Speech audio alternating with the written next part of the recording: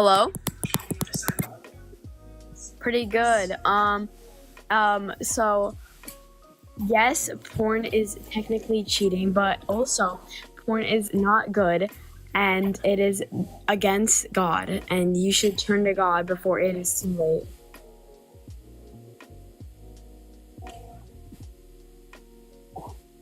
I used to, but then I found Jesus. Yes.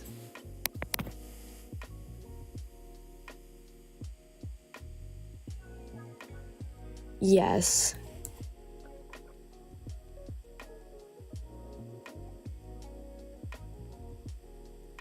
Because it's lust, and lust is one of the 7 deadly sins.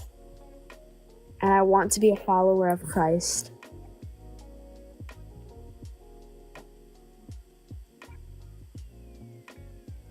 Yes, I have. I don't find out, and I won't find out until like if one of their friends tell me, or they tell me, because they're gonna be honest with me, but then I kind of distance myself or break up with them.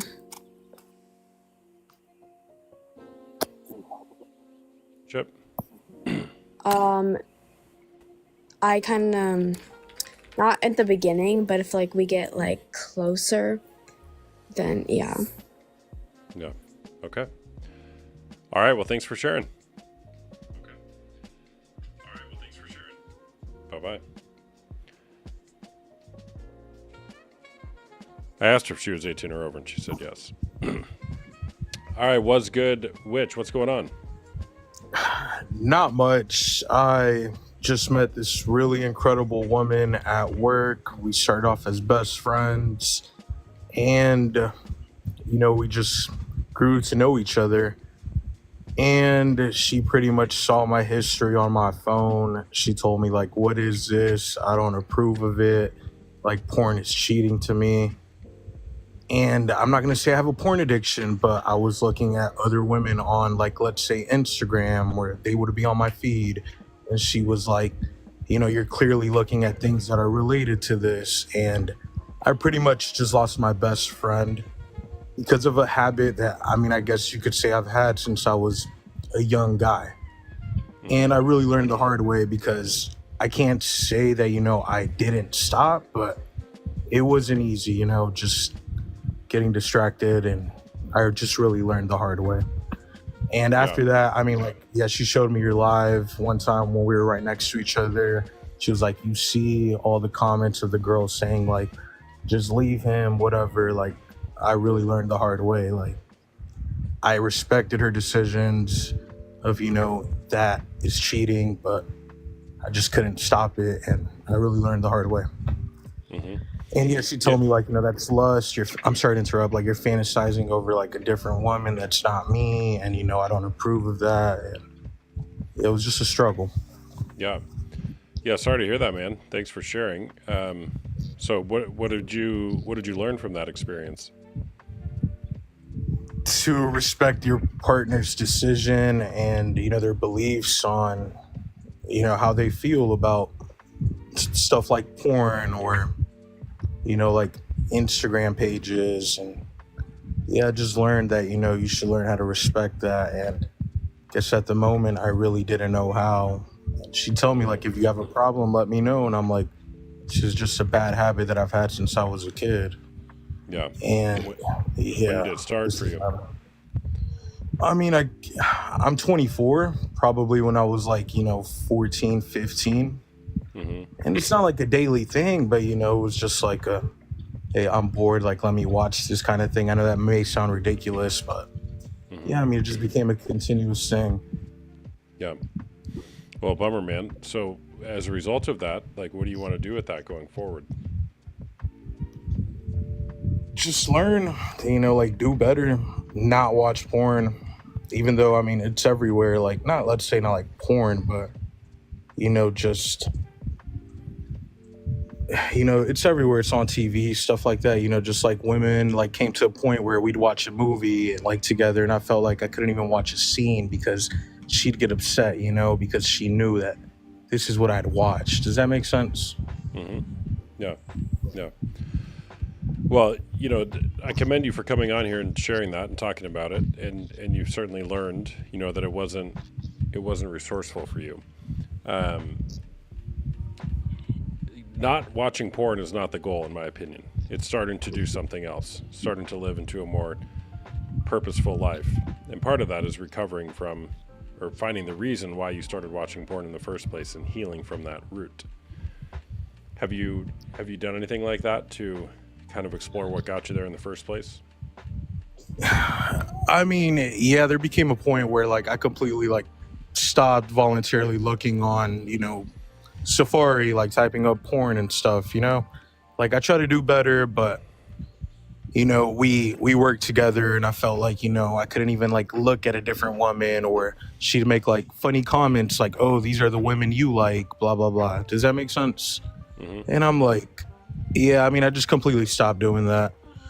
Yeah, it came to the point where, she just like run through my phone history, she saw was, like adding women on Facebook, and she was like, okay, like who are these women? Like, that's what you truly like. And I lost her, she finally like gave up on me, and it sucks, but I learned my lesson. Yeah. And yeah, that was the bare minimum that she asked me for, like to not look at porn, not look at other women online. And I mean, I couldn't do it at the time, but I learned my lesson. Yep, you did. And that's a good lesson to learn at 24. It's painful. I got that. But, now you can pick yourself up and do something different. Right. Well, yeah, I had to just get that off my chest. I followed her because of you. And yeah, I mean, I've never been on a live chat or whatever. So I was like, screw it. I miss her. Just gonna, share my experience. Yeah. Well, thanks for sharing, man. Good job. I appreciate you. Thank you. See ya.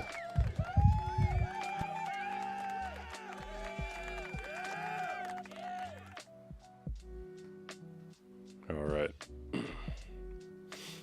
He did great. He did do great. That's right. Hey, how's it going? Socio. Hi there. Good. How are you? It's fine. I'm fine, thanks. Okay. Good. What's up? I was just scrolling through TikTok and I saw your prompt. Very interesting one. Is porn cheating? I would say yes. And it really depends on the type of relationship that you have with your partner. I mean, there are partners that actually watch porn together, and in these circumstances, I don't think that the other partner will see that as specifically cheating. But it also depends on what your belief system is. I do believe that porn is cheating because it's lusting, and in my belief system, a married man that go and sleep with another woman is the same with a man that look at a woman and lust after her. The gentleman that was there before me pretty much said it. You have like soft porn everywhere. It's pretty much like, it's crazy how pervasive porn has become in this culture. Men, we are sexual beings, and I think that it impacts us even more than it does for women. Watching porns. I mean, I'm 30 now. When I was in college, I went through a phase where I was watching it more than I should have, and it did impact my grade a little bit. Thank God I was able to pick myself up on time to complete my degree and actually do something with my life. But it's a silent killer, man. It's a silent killer because it's shameful, Yeah. It's a shameful thing, and it does get a lot of your money. You have those scams out there now that, it's easy to spend $2,000, $3,000 on it. It's an addiction. People are ashamed to admit that it's an addiction, but it is an addiction. It is an addiction that's hard to let go of, especially, I mean, today, people as young as 10, 9-year-old kids, they have access to porn. And I'm talking about hardcore pornography, Yeah. right? Have you given it up completely? Yeah, I think that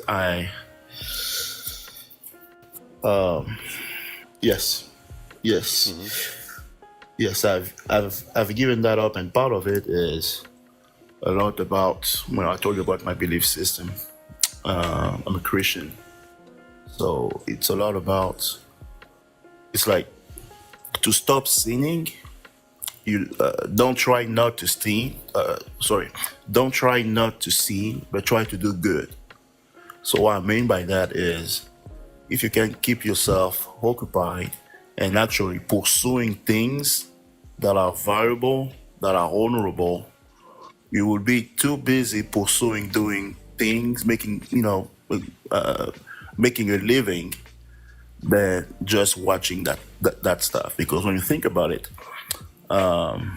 lust is something that gets men when they are idle, when they just sit there, Yeah. when they're just hanging out there without doing nothing. That's when the devil comes in and gets you, right?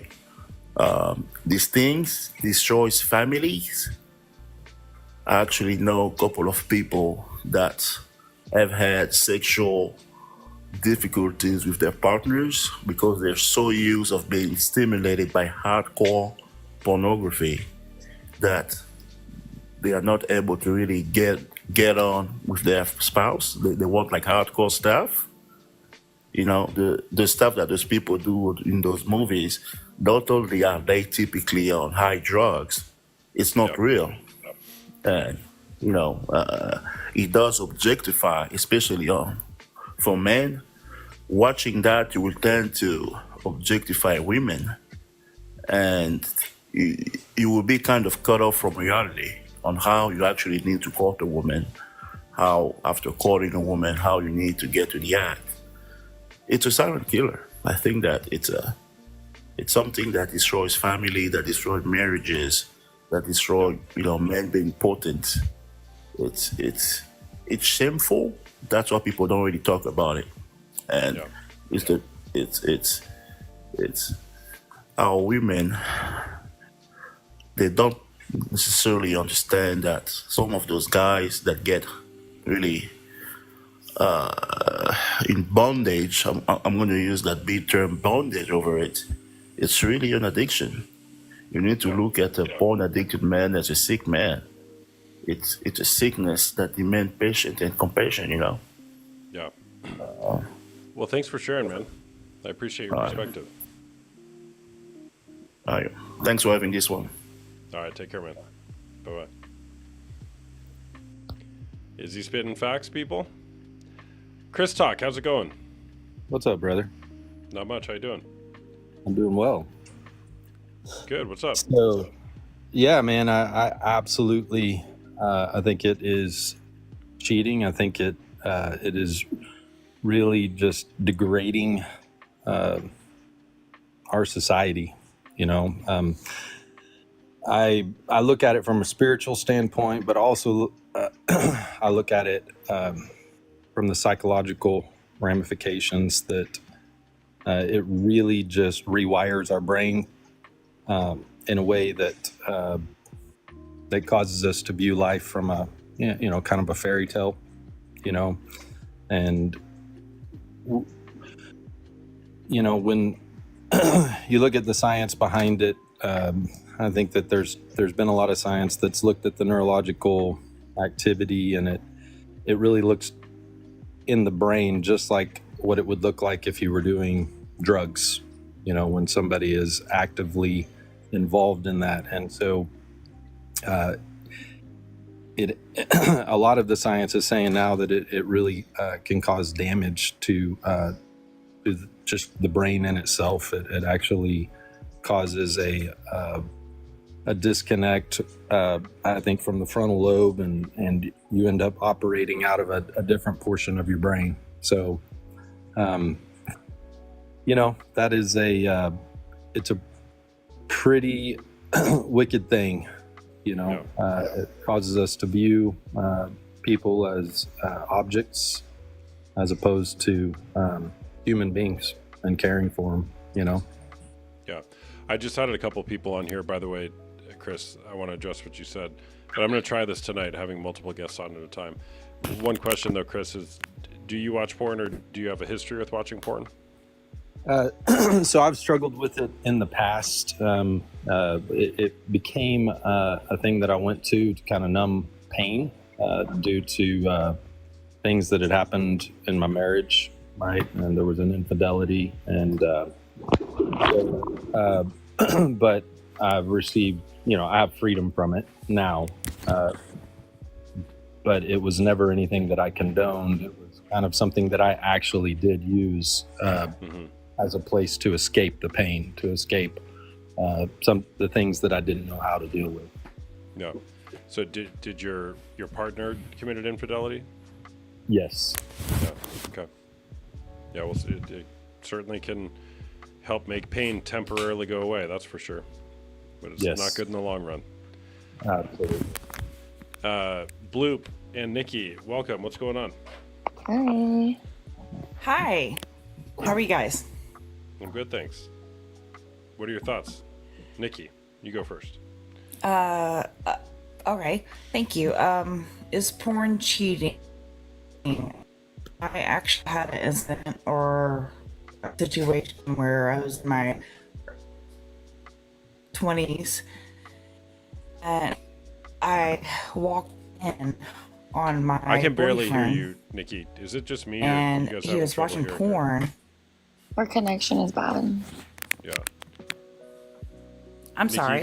you got a bad connection. I'm gonna kick you out until you fix that. Bloop, what's up? Hi. I obviously don't think it's cheating because it's literally not. I think it can be rude for sure. I think you have to talk to the person you're with and see how they feel about it. I think everyone's different. So if I was with somebody that didn't want me to do it or I didn't want them to, you would think that we would come to a mutual understanding. But overall, generally, I don't think it's that serious. I think that people try to make it seem like it's something, it's human nature, what that is. Do you have to watch videos? No. So it's in your point of view, it's human nature to masturbate while watching other people have sex? I guess to want to get off, and I think that just makes it easier for people, right? Mm-hmm. Like that's what it really is. Like it's just to make it easier, I guess. Yeah, quicker, Okay. faster. So it's human nature to want to get off, or to masturbate while watching other people have sex? I think just to get off, and I think over time we have like a place where you can go where it just makes it. I mean, I guess some people don't have an imagination, so they have to watch videos. I just wouldn't shame them for it, is all. I think I can see how it's kind of gross, but also I don't think it's like horrible. Okay. Are you in a relationship? No. Have you been in one where you and your partner have allowed sex, or I'm sorry, porn in the relationship? Yeah. Yeah, that was fun. It was like something you can do with somebody too. Also, I just don't think it's like you can make it like fun and funny. It doesn't have to be like super deep and like awkward and weird. I don't know. Are you against it? Like, do you think it is? Well, in my point of view, if you're in a committed monogamous relationship with another person and you've said something like, I love you, only you, mind, body, and soul till death do us part, I think if you deviate from that, whether it's with somebody on a screen or otherwise, I think that goes against the agreement in the relationship and is therefore cheating. What if you guys both are okay with it? Then would you call it like an open relationship then? Is that how you would view that? Technically, yeah. I'd say, if you're not agreeing that it's only the two of you, then, that wouldn't be a monogamous relationship by the. But can you agree that you do? Can you agree that like even when you're in a relationship, you still see beautiful people and you can acknowledge somebody is really attractive and talk about that with your partner as well? Sure. Yeah. But not like people. anything sexual. There's a difference between acknowledging someone as beautiful and masturbating while looking at them. Would you agree? Yeah. No, it totally is different. I'm just wondering, like, where you're drawing the line, you know? Well, I do think it comes down to the agreement in the relationship, right? You know, Yeah. no problem saying, oh, that person is beautiful. You can say that about a man or a woman, right? Right. Doesn't mean I need to go masturbate. Yeah.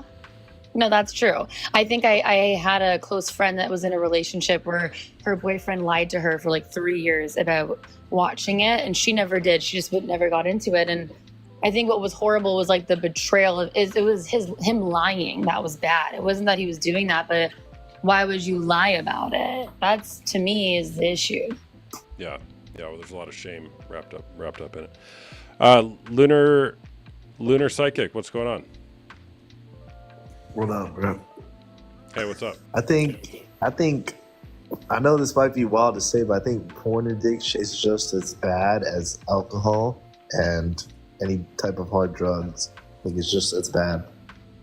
And I think it's really dangerous, and people don't really understand that how dangerous it is. And I think it's just like really bad. And yeah. What if you're not addicted, though? Even like a little bit of it could, I mean, like, But then you can say that about alcohol, too. It's like, I feel like you do it in moderation, right? Or what do you think about that? even alcohol in moderation is not good. I don't know.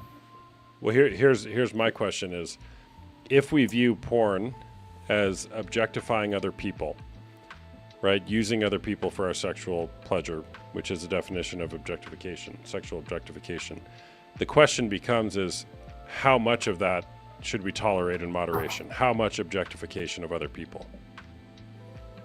Aren't you but that logic, you're objectifying your partner for sleeping with them, because it's about consent, and if those people consented to those videos, and I'm consenting to sleep with you. It's different if if it's your relationship. When you're using another person on a screen, I don't think there's consent there. I mean, yeah, okay, sure, they maybe agreed to be on the film, right? Yeah. And they make a lot of money too, so it's hard to be like, oh, I feel bad when it's like they're making That's actually, I don't think that's true. I know that's not true. Maybe the top thinking, 1% more do, like an just like OF athletes. You know Yeah, what but that's not called? even Though? there. That's called selling your soul. Basically No, what but it's he's called. kind of saying like, are they even consenting to that to begin with? And like that's messed up, you know? But like, don't they? Or I don't know. Maybe not everybody, obviously, but you would hope. You would hope, right? Yeah. Many of them technically consent, but I actually just did a video, or I just posted a video from a while back on sometimes there's the illusion of consent. What they do is after they film the scene, they basically force the person on camera to say, and not always, but they basically say, hey, do you agree that you consented to everything we just did in this film? And like all the producers and everybody are staring at them. Like they have to say yes. Yeah. So Yeah, I mean, that's obviously disgusting. And like, no, I wouldn't want to be watching a video where somebody was in like a situation like that. That's gross. well, if you've ever watched a video on one of the major hub sites, you probably have watched something like that. That's just the reality. I was thinking more of like OF, just because it's more new, and I think people do make a lot of money doing that. And I don't judge people for that, but I can't judge people for watching it either, because I'd be a hypocrite. Yeah, can't. I agree. I don't judge people for watching it or participating in it. Yeah. Here's a question. Do you think that a woman's body should be viewed as a marketplace? I think it is. So I think what a lot of women do is something I couldn't do because I'm stuck in my own beliefs. But I think a lot of women have broken out of this mentality that, oh, well, if you wear a turtleneck, men aren't going to objectify you. And they do. I've experienced it firsthand. So it doesn't matter what you're wearing or how nice you are. Men are going to, and not all men, obviously, but so I feel like it's like taking their power back. And they're like, if you're going to objectify me, I'm going to make money off of it. Again, I couldn't do it, but I understand the logic behind it. So when you ask that, no, but Well, you it said feels like it yes. already is. You said I asked the Well, question and you said feels yes. like it is. Feels like it is. Do you think it should be that way? I know. In a perfect world, no, we wouldn't look at each other that way. But that's just the reality, sadly. Well, we don't live in a perfect world. However, we can contribute to making the world better. Yeah. I think that porn is part of the reason that women are so objectified. I mean, it's the fantasy world that so many men live in, because they're literally programming their brains to see women as objects. And I think the purpose of sex is intimacy. It's not to get off. I think somebody said that earlier. It's like getting off is that's really shallow. The purpose of sex is to be intimate with somebody that you love, that you care about. It's literally the probably one of the most intimate things that you can do with anyone, right? And so when you're sharing yourself with somebody like that, if it's just about getting off, what is that? I mean, but it's a natural feeling, I feel. I don't like the whole, like, you should sleep with somebody because you love them or because you want to procreate, like, thing. I feel like it is human nature, and we can sit here and deny that all we want, but it's an urge that some people have. Whether we should fight it or not is debatable. Depends on your religious beliefs and all that, but it is human nature, and I don't think it's as bad as people make it seem. No, and this time from a woman, I think I wouldn't think that, but yeah, Bloop, nobody's disputing the fact that sexual desire is human nature. The question is, should we be masturbating while other people are having sex? Should we be using other people's body just for our selfish pleasure?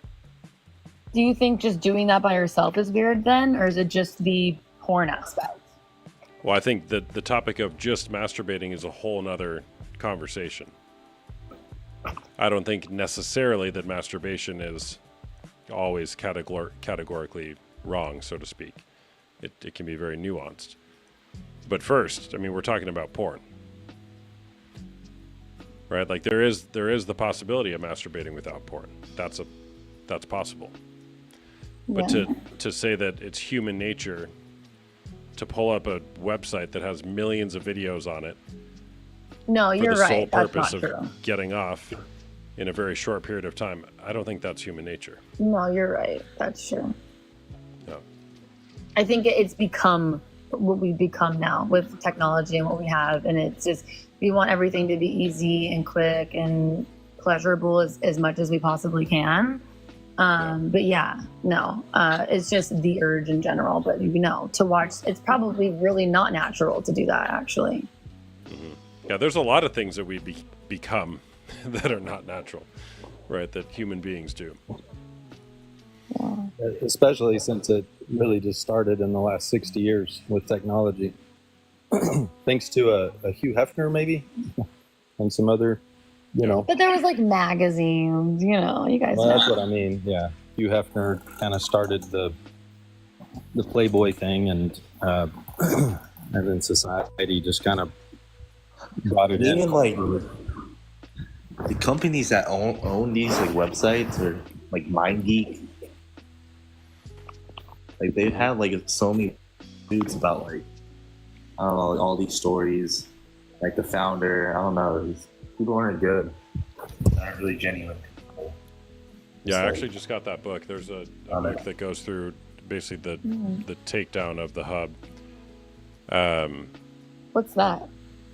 The book's over there. Not the takedown, but basically where they discovered that a lot of what was on the hub was not consensual and had videos of underage people. What's the hub? P-Hub. Corn Hub. I don't know what that is. You know what that is? No. And I think Is Go it look like it a up. No, website, or- don't look it up. Yeah, the Oh. largest porn site on the internet. Oh, okay. No, I don't know. I didn't know Hey, Chris, I think hey, OnlyFans Austin, and like whoever runs that. does this convo expand to your social interactions in real life outside of socials? Yeah, depending on the setting. I'm in. If I haven't seen somebody for a while and they're like, "Hey, how's it going? What are you up to?" I'm like, "Well, I'm a porn and sex addiction recovery coach," and they're like, "Oh, interesting."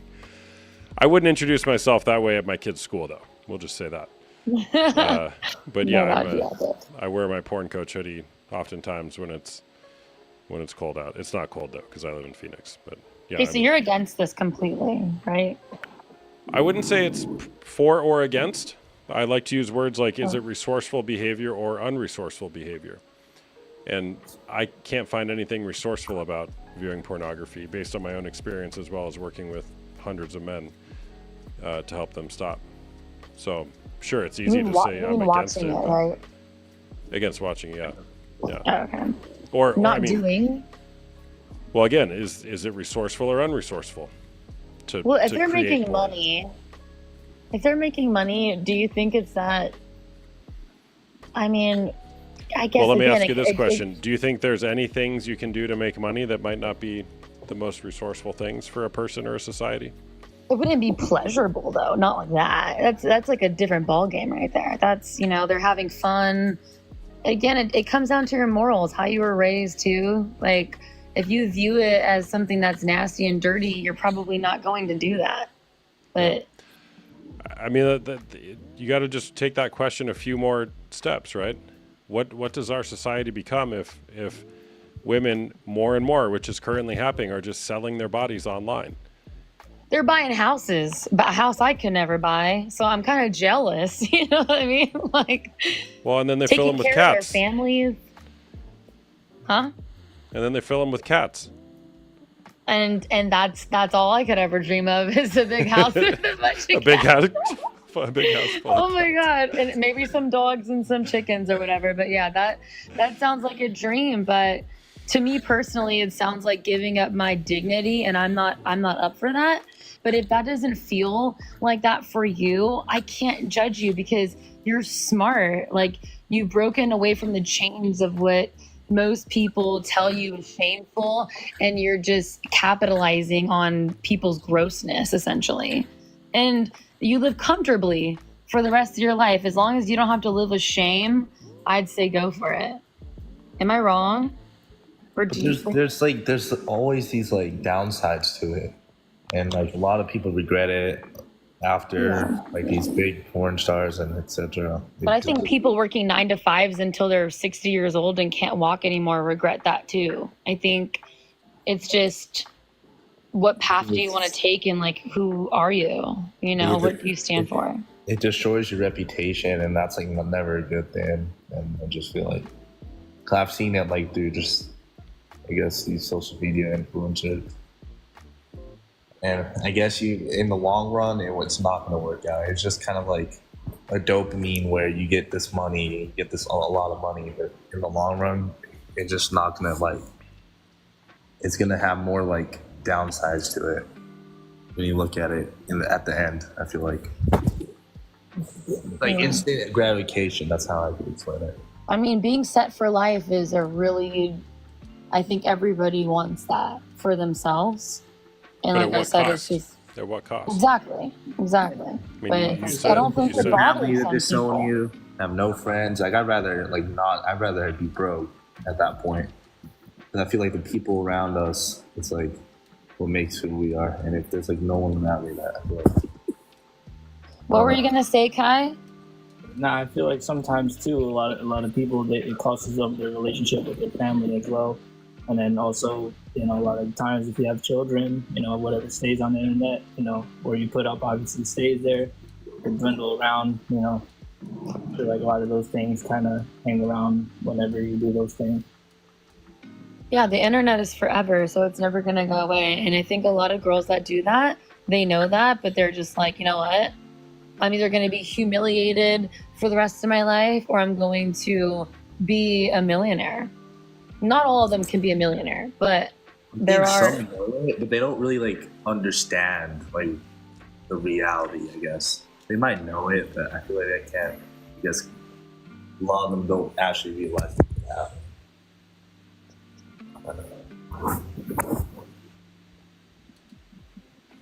Yeah, I mean, it's what's the cost? You know, is being a millionaire the goal, or is it living a life of true fulfillment the goal?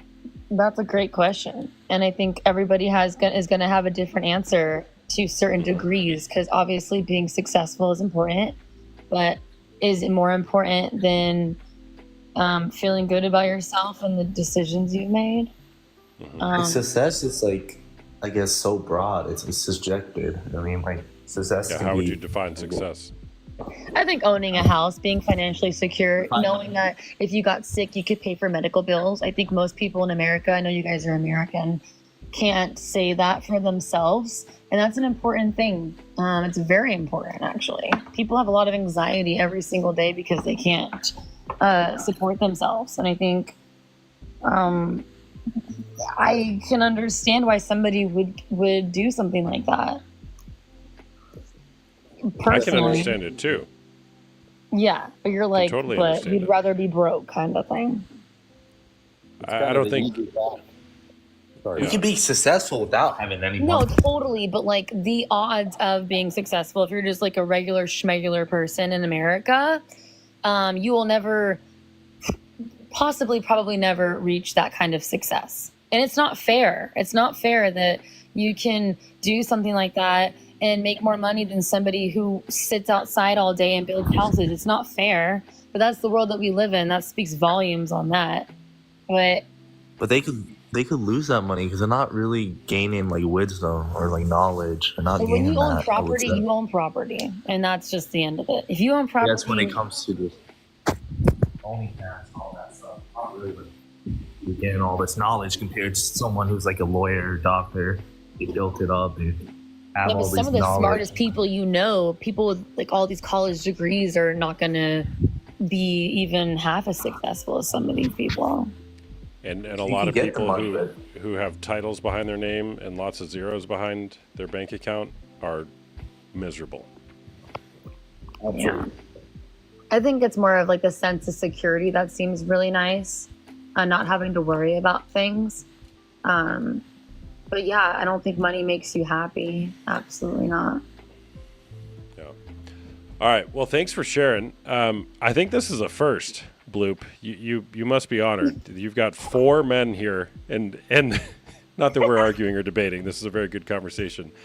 Talking to one woman who's basically holding her ground on pro porn. Isn't for lack that of a better funny word. how the tables have turned? No. Yeah. How fascinating. Are you guys Well, thanks for religious though? Do you feel like that plays into it? I'll drop off so you can let other people come up. But last question, does this root in religiousness at all, or is this purely just? Define religious. I mean, I just think in general, well, in America, Christianity is probably the most prominent religion. And I think they are, and I used to live in Utah. I was around Mormon people. They're the shaming around, the pushing of having children, but the shaming around sleeping with anybody at all. It's so insane.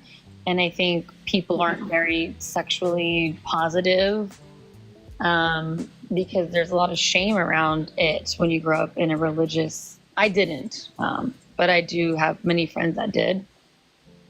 And that's why sometimes I get defensive because it's like, I don't like the whole like shame part of everything. It bothers me. I feel like it's really, especially for men, because men are a lot more sexual than women are.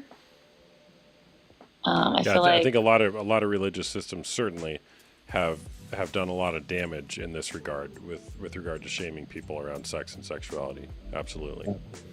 Absolutely. Yeah. I personally wouldn't say I'm religious, though I do follow the teachings of Jesus, but I wouldn't say I'm religious. What about you guys? Yeah, I don't think it's religion. It's more of just like my, I guess, point of view of how I feel. Like if this is good or this benefits it. I don't really like to use religion. I just kind of like just based off my, I guess, morality and all that. So. Yeah, I wouldn't say I'm religious, but I do follow Christ. And I don't believe in shaming other people, and like you said, love one another and all that. But again, sex is obviously a beautiful thing, and I feel like God gave us that, and that we should use it respectfully, and according to how He views it, when revealed through Jesus. And even before they even question is porn cheating, how He even says, everyone who looks at a woman lustfully has already committed adultery in his or her heart. So through, at least from my point of view, and anybody else that follows, it's like you're watching porn and you're with somebody, you're imagining that, so you're basically already committing that act in your heart. So that's just how I would see it. But again, we shouldn't shame one another for whatever choices they make, but help them through it, or whatever it is, to come to a middle ground to help progress each other. Yeah. All right. What about you, Bloop? No, I'm not religious, so I'm far removed from that. But so yeah, again, the whole shaming of absolutely everybody in religion kind of puts me off completely. But either way, I think general consensus for me at the end of the day, I do see how porn is not good for anybody. It is not natural. Like I stated earlier, I take it back. It's natural to want to get off, and I know it's a gross way to put it, but I don't know how else to say it. But to watch people doing that is not natural. But do I think it's cheating? No, I don't. If I had a boyfriend that did that, I wouldn't be offended. Maybe I'd be like, well, what kind of people, like, do they look like me? Maybe that would be a thing. Like, so you wouldn't be offended if you're if you come home and your boyfriend's like, hold my beer, I got to finish masturbating while watching this other woman have sex. No, I think it's more of like, he was like, if he was like on a work trip, or he was at work, or not, well, at work would be crazy, right? But like, you know what I mean? Like, not around me. But if he was doing it when he was around me, then yeah, I would be like, well, then why wouldn't you just sleep with me? Then that's weird. And that would feel like it's an issue. But if it's just like something that they're doing, like when they're away from me, I wouldn't be butthurt about it. Unless he was like watching like a blonde, blue-eyed girl that looked nothing like me, then I'd be like, well, why don't you date a girl that looks like that then? Mm-hmm. That's wouldn't that kind of be like a red flag in a way, even though he's away from you? Because that could like lead up to maybe other things that he's willing in his head to maybe like cheat. And, like, because I guess I get what you're saying. You're right. But then I also feel like the other hand of that, I feel like, well, then he's just trying to not do that. Not that that's an option, that's ever okay to even be an option, but like, if he's doing that, then he's just, I don't know, because I what if he was gone and I did that? Like, I wouldn't want him to like think I'm awful. Like, it's just, you're not there, so what am I supposed to do? I don't know. What about waiting? Totally. Totally. Well, there's a difference between cheating on somebody and not being able to wait. That's disgusting. If you're going to go and sleep with somebody else, it's like, oh, well, I couldn't wait. That's not okay. But to just do that really quickly, that feels innocent to me. It feels like, I don't know. I'm trying to understand where you're coming from, but well, I'm going to make an analogy. It might not be a great analogy, but it's like a kid who's hungry, and before dinner they go eat a bunch of cookies because they think it's going to satisfy their appetite before dinner.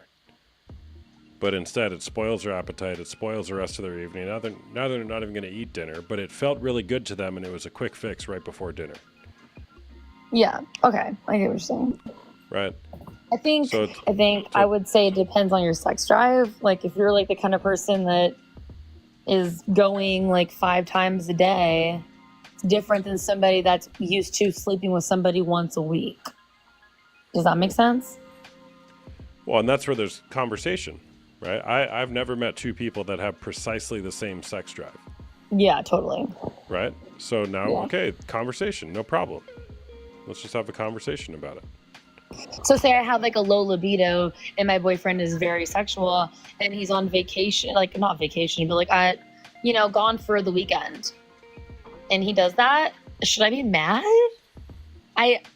Well, I think the question to ask is not the distance or the time away from each other. I think the question is, should I be mad that my boyfriend is masturbating and being aroused while watching another woman have sex or whatever he's watching? Yeah, he could I be think watching that's the two question. guys for all we know. You know what I mean? That could be. Yeah, I mean, many do. I'm just making a joke, but Well, it's not. It's I no, mean, I know. I get it. It's a joke, but you're not too far off base. Porn use always escalates into other types of content, other types of behavior. Porn use always escalates in some capacity. So you might be joking now until you find that on your partner's phone. You'll remember this moment. He has Grinder and stuff. It's like over for me. No. Yeah, I know. I get what you mean. You can get out of control. I think a lot of things can. It like anything is addictive. Food is different, but anything is addictive. But I think every now and then, I'm not gonna like break up with somebody because it's like, oh my gosh, I wouldn't. No. Would you look at them as disgusting? Like if you're with somebody and are you married? Or it doesn't matter. Yeah, I'm married. Yeah. Okay. If you were married and you went on vacation for like a week for work, okay? And you know your partner is a very sexual person. She's used to sleeping with you a lot. And so you're gone and you guys are FaceTiming and da-da-da, you know. But at the end of the day, like you're asleep and she's like, I feel, you know, like I'm feeling, you know, frisky. And she's like, you wouldn't be mad if she like did her own thing, but you would be mad if she watched a video. That's the difference, right? I think, I'm in a whole different universe with that question. I think the better question is, how good would the sexual encounter be if we both waited until we got home and we were together again? How much better would that be? Absolutely. Really quick, like a 1 minute. You know what I mean? That's not fun. Here's the thing, though. Like, save your energy.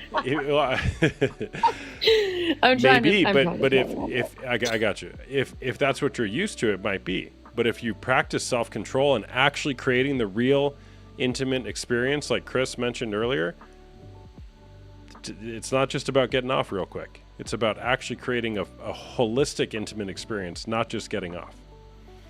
Absolutely. Which is very hard to do. It takes a lot of work to do that in a relationship. So, anyways, here, I'm gonna give me your final thoughts, guys, and I'm gonna kick all you off and then bring other people on. But you know, throughout the night, if you guys want to come back on, you're welcome to. But yeah, go ahead, give me some final thoughts. Thanks a lot for kicking us off, man. Just kidding.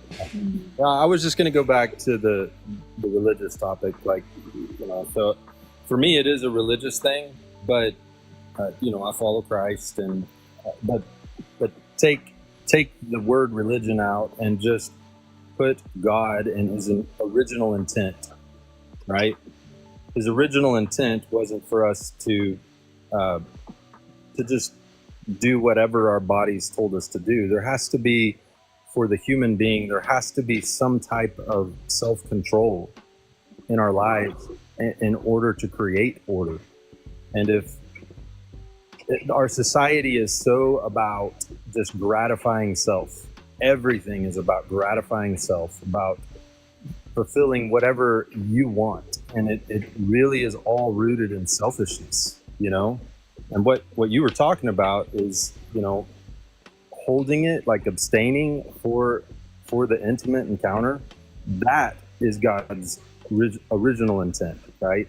That's not to be religious or to create shame, because we all are human, and we struggle, and we mess up. It's okay. But what porn promotes is a lifestyle of self-gratification, objectification of men and women, right? And it really just deflates what it was originally supposed to be, which is two people like that loved each other and would do anything to serve one another. I don't think that's what sex is, personally.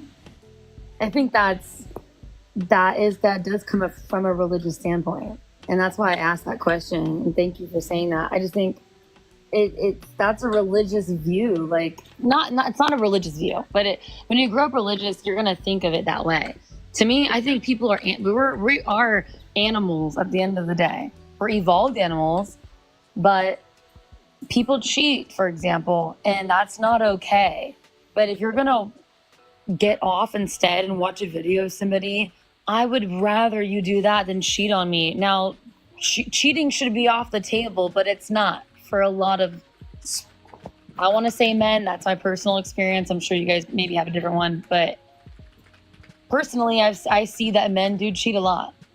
And I'm not trying to cower down and be like, well, I guess you can watch your little videos, I guess, as long as you don't cheat on me. But it's like,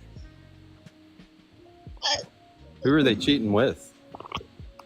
I have no idea. That's not my problem. The problem is that men are, I don't want to say men. I don't want to say that. Like I said, I'm that's just my saying personal experience. they're cheating with somebody else. Are they women? I mean, I would hope men at and least they women. were women. What? No, I was saying men and women cheat. Men are cheating with somebody else, right? There's a duality in that. That's all. Right. I don't mean that in an argumentative sense. You know. I think they're just both evenly just as like, I guess, like cheating and maybe cheat. I don't think really one cheats more than another. I think it's kind of just both in a way. But Yeah. I guess it's kind of personal opinion. Exactly. It's just like what you personally experience. Like personally, I've never seen a woman cheat ever in my life, and I've only seen men do it. So that's why I say that. But I know that's not true for everybody. Sorry, I was kind of half paying attention. Women cheat all the time. Yeah. There's I'm no sure doubt they about that. do. I'm sure they do, but I've never met one single woman who has ever cheated on a man. I've never met a woman that's ever done that, and I've met many men that have. But that's, again, my personal experience. Mm-hmm. But I've never met a woman ever cheat on a man. And I've known many people. I'm 28 years old. I'm not like young. I've met a lot of people. And it's always the men, it's always the women being cheated on, or my guy friends being bad towards their partners. So yeah, I think women are desperate sometimes, and they're like, would I rather him cheat on me, or would I rather him just watch a video and get off, I guess. Yeah. All right. Well, thank you all for sharing. Thanks for being here, Bloop. I appreciate the conversation. And all you guys, appreciate it. Okay, you were so nice. I'm gonna drop down. Thank you for having me. All right. Yeah, I'm gonna Bye. kick all you guys out. You're welcome to come back. I just want to get some different people in here. Oh shoot, I shouldn't let those people on. Krista, read what Michi said. Let me answer this question real quick. Of those I work with, what's the outcome? Real quick, I mean, I have many guys who I've worked with. The outcome is they make massive progress in not looking at porn. I have guys who sometimes they'll be in my group for 1 month, sometimes a year and a half, and they're at different levels in their journey. But in pretty much every case, there's massive progress towards being clean in a relatively short period of time. Do relapses happen? Sure. And we deal with it. A relapse is only a failure if you don't learn from it. So it's a great group, a great intimate, vulnerable community. And what's especially most special for me, it's like we talk about things that are otherwise not talked about in life, which in my opinion is probably one of the biggest keystones of recovery. The opposite of addiction is not sobriety. It's connection with other people. And that's what my groups provide. Yeah, Angela, there you go. And then are women ever the addicted and the men the betrayed? That certainly exists in the groups, but just the context of the way the groups are set up, it's not for that. But there's certainly women who have been in the group who have, expressed their issues with past pornography use, and then also men who, have experienced a betrayal from their partner as well. So, all right. Person in despair, and Kai's still here. Did you come back, Kai? I don't think they got kicked. Oh, well, I guess you're going to stay then. I don't like saying that word on here for obvious reasons. You can just say despair. Despair, yeah. What's up, Despair? Not much. I feel like there's a lot more that needs to be discussed on this topic, so I appreciate you having me on. All right, what's going on? Yeah, I don't think it's cheating. I think that people have multiple types. I don't think that you're solely attracted to the person you choose to be in a relationship with.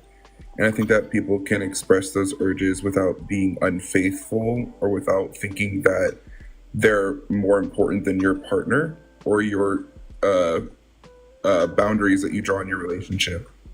I think that if it's a boundary that you draw consensually between each other, I think that's fine. But I think it's a weird expectation to make because it's something that a lot of people are used to before relationships for that release. And I think it's something that people do in relationships when they're either not with their partner or are just not in the mood for a sexual encounter but still want that release. I think that people have sex drives that aren't just sex based. So, and are you talking about this? You're kind of talking third person, but are you talking about this is how you handle your relationships? I haven't been in a relationship. Okay. So you're just talking hypothetically? Yeah. Okay. Well, hypothetically speaking, then, if the agreement that two people have is that they're only committed to one another and they only have eyes for one another, how would you reconcile that with watching porn? I think people say they only have eyes for each other. People always take glances in relationships. People always have this desire. Okay, so that's if where they faithfulness to your partner comes from. so if they say that, then if they don't do that, would you think that's a betrayal? If they break boundaries that are agreed upon in relationships, yes, that would be cheating. Okay. All right. I don't think that is used. So we're in genuinely, though. 100% alignment with each other then. I don't think that phrase is literal. What phrase? The phrase that you only have eyes for your partner, I don't think that's literal. I don't think people mean that. Okay, so you're saying they're liars from the get-go then? I think it's just something people do for romance. I think people say things all the time in relationships that are romantic, but not always honest. So they're not honest from the get-go then?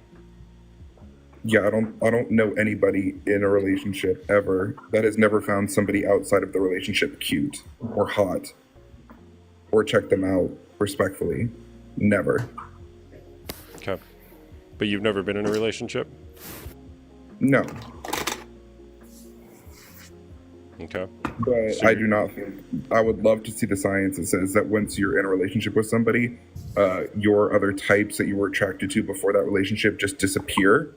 And your other sexual preferences that could be not being met inside that relationship just disappear. And you only have those sexual preferences for that one specific partner you're with. Because most people do have multiple types, not just one specific person. And then once you meet that person, you're good. Like that's why people can fall in love with people who don't exactly look exactly like each other, act exactly like each other, behave like in certain ways. People generally have wider preferences. Okay. Again, it goes back to the agreement though. If the agreement that you made, the commitment that the two people make is I'm only going to be committed to you, I'm only going to have eyes for you. If you deviate from that, that's a betrayal, that's cheating, right? You're just saying you don't actually believe that that's possible. I don't think people mean that. I think people in relationships still can find other people attractive, and they talk about celebrities that are attractive all the time, and they can still say that in the relationship. But talking about a celebrity that they find cute, if they're like, "Oh, Ryan Reynolds is cute," they're not going to be like, "Oh, you broke this sanctity of our relationship. You cheated on me by finding this person cute. You have eyes for somebody else." Do you genuinely think that's what that phrase means? Well, there's a difference between acknowledging that somebody else is beautiful. No issue with that. Lusting after is a whole nother conversation. Where do you draw the line? Well, I don't know where it starts, but I know what it is. Right? It's a posture of the heart. If it's oh, that person is cute, fine. If it's oh, the things I do to her, or the things I do to him, I'd say that's over the line. Where precisely is that line? I don't know. But there is a line, in my opinion. Where would you draw the line? We can draw the line at different places. I just think it's the realistic line is that people make an agreement to only be with each other and they can still find other people attractive. But the whole reason of relationship is you chose that person while there were other options available to you potentially in the future or in different situations. Mm-hmm. Yeah. All right. Well, thanks for sharing. Yeah, I had a lot more opinions on like the idea of purity culture and the shaming aspect that the woman that was in here before was mentioning. I don't think that you need to go to instances of saying while it's okay if it keeps them from cheating, I don't think you need to go to that extent in order to say that it's justifiable. I don't think it needs to be justifiable. I think that it is part of human nature to have this sexual desire, and I don't think it needs to be justified. In this concept of natural versus unnatural, people don't actually understand the definition of natural. Natural is just anything naturally occurring. Therefore, the opposite of natural is man-made. So medicine is not natural. Glasses that I'm wearing right now are not natural. Surgery, heart transplants, not natural. But we still find benefits in them. So I think the natural argument is used majority in religious conversations to say that this is morally right or wrong, rather than the actual meaning of it. Okay. Thanks for sharing. Anything else? That's it for now. All right. Thanks, man. Mm-hmm. All right, Amanda. Hi. I don't know what happened. I tried to fill out the boxes before, but hi there. What's going on? Hi. Good. How are you? Oh, sorry. See, I don't do the whole thing very often where I bring 4 people on at once, so I got to figure out how to navigate that. Why don't we just start from who is first? Amanda, what's up? Oh, nothing. I was on here before, and you gave me some really good advice, and I just wanted to let you know that I did capitalize on that advice, and we have talked, communicated a little better, and one of our struggling points is still what the person right before us said is the medication. Like, it's not natural when it impedes the sexual drive, but you need it to feel okay. It's like, I don't know how to navigate this anymore. Okay. It's anti-anxiety and anti-depression medication, and the relationship has gotten a lot better in terms of communication, and we're okay. But sexually, it is struggling to the max. Mm-hmm. Okay. And having the conversation is a huge first step. Well, if he were able to do whatever he wanted to do while I'm not around, I would applaud that, because he struggles when he's with me. But I know it's a struggle problem all around because of the medication. You know, like, so I'm not going to be mad at him if he would want to do something without me. Hold on real quick. Despair, I just want to address that. We agreed, and then it got circular, and then you started talking about a bunch of other topics, and I asked if you wanted to share anything else, and you said no. So if you want to come back on here, you're welcome to, okay? But if we're just in circular logic, it's got to end at some point. So if you feel like you have more to say, feel free to come back. All right, so what was the last conversation you had with him, Amanda? Why we weren't having sex. Basically. Okay. For months and months. We've been together 10 years. It's a very long time. Okay. All right, and how did that conversation go? It's a difficult conversation. It went okay. We both went through a lot of emotional things. Hold on real quick. Despair, I'll say it one more time. You're welcome to come back on here if you want to. If not, that's no problem. Okay, but if you're going to try to do this in the comments, I'm just going to ban you, okay? All right, so where'd the conversation take you, Amanda? Kind of just normally. I would say that emotionally on like a parenting and you give me a kiss in the kitchen before you leave to work, we're on a way better level. But in the bedroom, they're still lackluster. And we have attempted that, but it was really awkward because I did bring it up. And it's like, when you bring it up and have a conversation about it, it becomes awkward after that. Mm-hmm. You know what I mean? Well, yeah. When's the last time you guys had a conversation like that in your 10-year relationship? Well, this is the first time I brought it up. Yeah. Because it's been a problem for a few years. Yeah. Yeah, so look, this is going to be new uncharted territory for you guys. It's going to be hard. Well, it's going to be really hard. he has told me that his medication makes him not, which he needs it. Like, he has OCD issues, he has anxiety issues, and he has depression issues. I understand that he needs that medication, and it makes his sex drive almost zero. So therefore, when I bring up this, it feels like I'm begging, or I'm trying to make him do something he doesn't want to do. Therefore, it's uncomfortable for me. Mm-hmm. And I just don't know how to navigate it anymore. Yeah. Okay. Well, what do you think you can do? Oh, not too much more than what I'm already doing, because I don't want to push it to like the edge of destruction. But like, I wouldn't even be mad if he like did something on his own and was able to do that, and then come to me and be like, hey, I can do this, because I feel like we haven't came to fruition in a long time. Mm-hmm. You know, like, if you understand what I'm saying. I'm trying not to be vulgar on live. You can say certain things, but what about evaluating different medications? This is the second one, and it has dramatically helped with the OCD around the house and the situation with our daughter about letting her be a kid. She's 6 years old and not having the OCD stuff. So it's like, do I take my wins and losses in different places?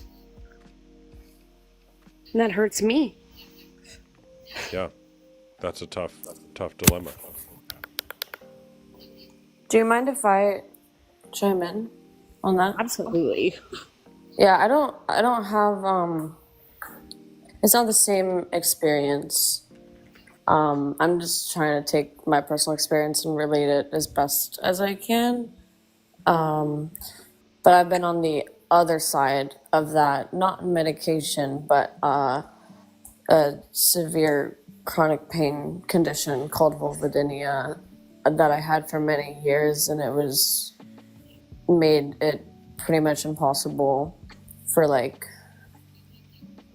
yeah, a good like year or two, like to have sex with my partner. And I hear your frustration because I heard it from my partner at the time. I don't think that, I mean, I don't know. I'm not him, not his doctor. If there's a medication that is working for him and keeping him healthy, then I'm not going to say like he should try something else. But I think there's different ways that, and I don't know the extent that which you've had the conversation with it, but there's other ways that you guys can foster intimacy that doesn't necessarily have to be sex, and maybe eventually it turns to that. But like the all or nothing thing can be really overwhelming for a person in the position where they have no desire to do that, whether like physiologically, like or psychologically, there's like they're not there, or because of physical pain or whatever reason. It can be really distressing for that person as well. And there are ways to work around it. I don't know. I see your frustration, but I also relate to your partner at the same time. Thank you very much for that, and I appreciate that. I will take that into account because I know there is little to no drive there. But at the same time, for 10 years, a lot of our relationship was very okay. Yeah, so it's hard to go from being really good to struggling a lot in one area. And that was the same thing. Yes. Like, and I'm trying not to, like, it's TikTok, but like, yeah, like several times a day to like, I couldn't for like a good year or two because it was severely painful. I'm so I sorry, didn't have honey. any I'm so treatment. No, sorry. it's okay. But yeah, it was really hard for both of us, like the dramatic change or drastic change in that, and then also like feeling like I'm sure I don't know. I don't want to put his feelings, but like at least for me, I felt a lot of like shame and guilt and all of these things that can kind of exacerbate like the feeling, because then if you feel shameful and guilty about it, then it turns you off to it even more. Yes, there's just like there's we so are much to get going into through it, that but right I now. understand Yes. your frustration. What's up? Sorry. I said we're going through that right now. Yes, the shame and the guilt. Yep. Yeah, and then it's like you feel guilty about it, then that makes you kind of like less interested in it in a way. Yeah, and then there's resentment. Yeah, and from a different situation, I can empathize and understand to an extent where Well, thank you where so you're at much. with I do appreciate it so much. But if I put it back to like the topic, I honestly would not give two craps. He found it upon himself to go ahead and do something, because I feel like eventually it would help us. Like, and I feel like that would be okay. Like, I'm reaching for straws here. I don't know. Like, the conversation was there, and we had it, and we've tried, and it's just either you go back to being this anxious, hard to live with, very volatile thing that without the medication, or you sacrifice our sex life, and we're only in our 30s. I don't know if I want to give that up.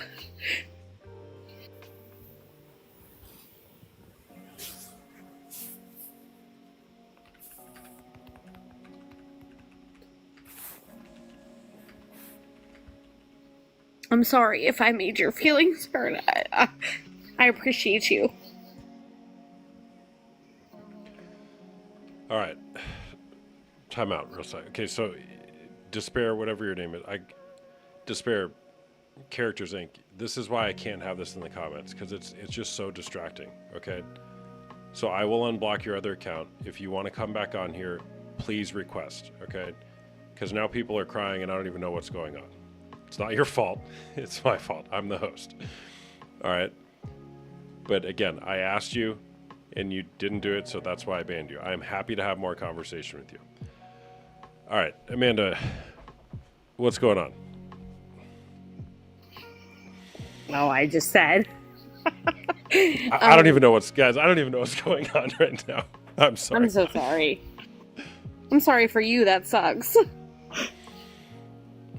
For me? But no, like, honestly, if he would want to do something to make himself sexually satisfied, I'd be fine with it, because it's been so long since I've been able to do that for him. I think it's because of the medication. And we've talked about it, and he says, yes, it's the medication. He just can't.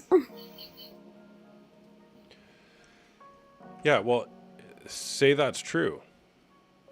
I don't think he's lying, but like, that's really difficult.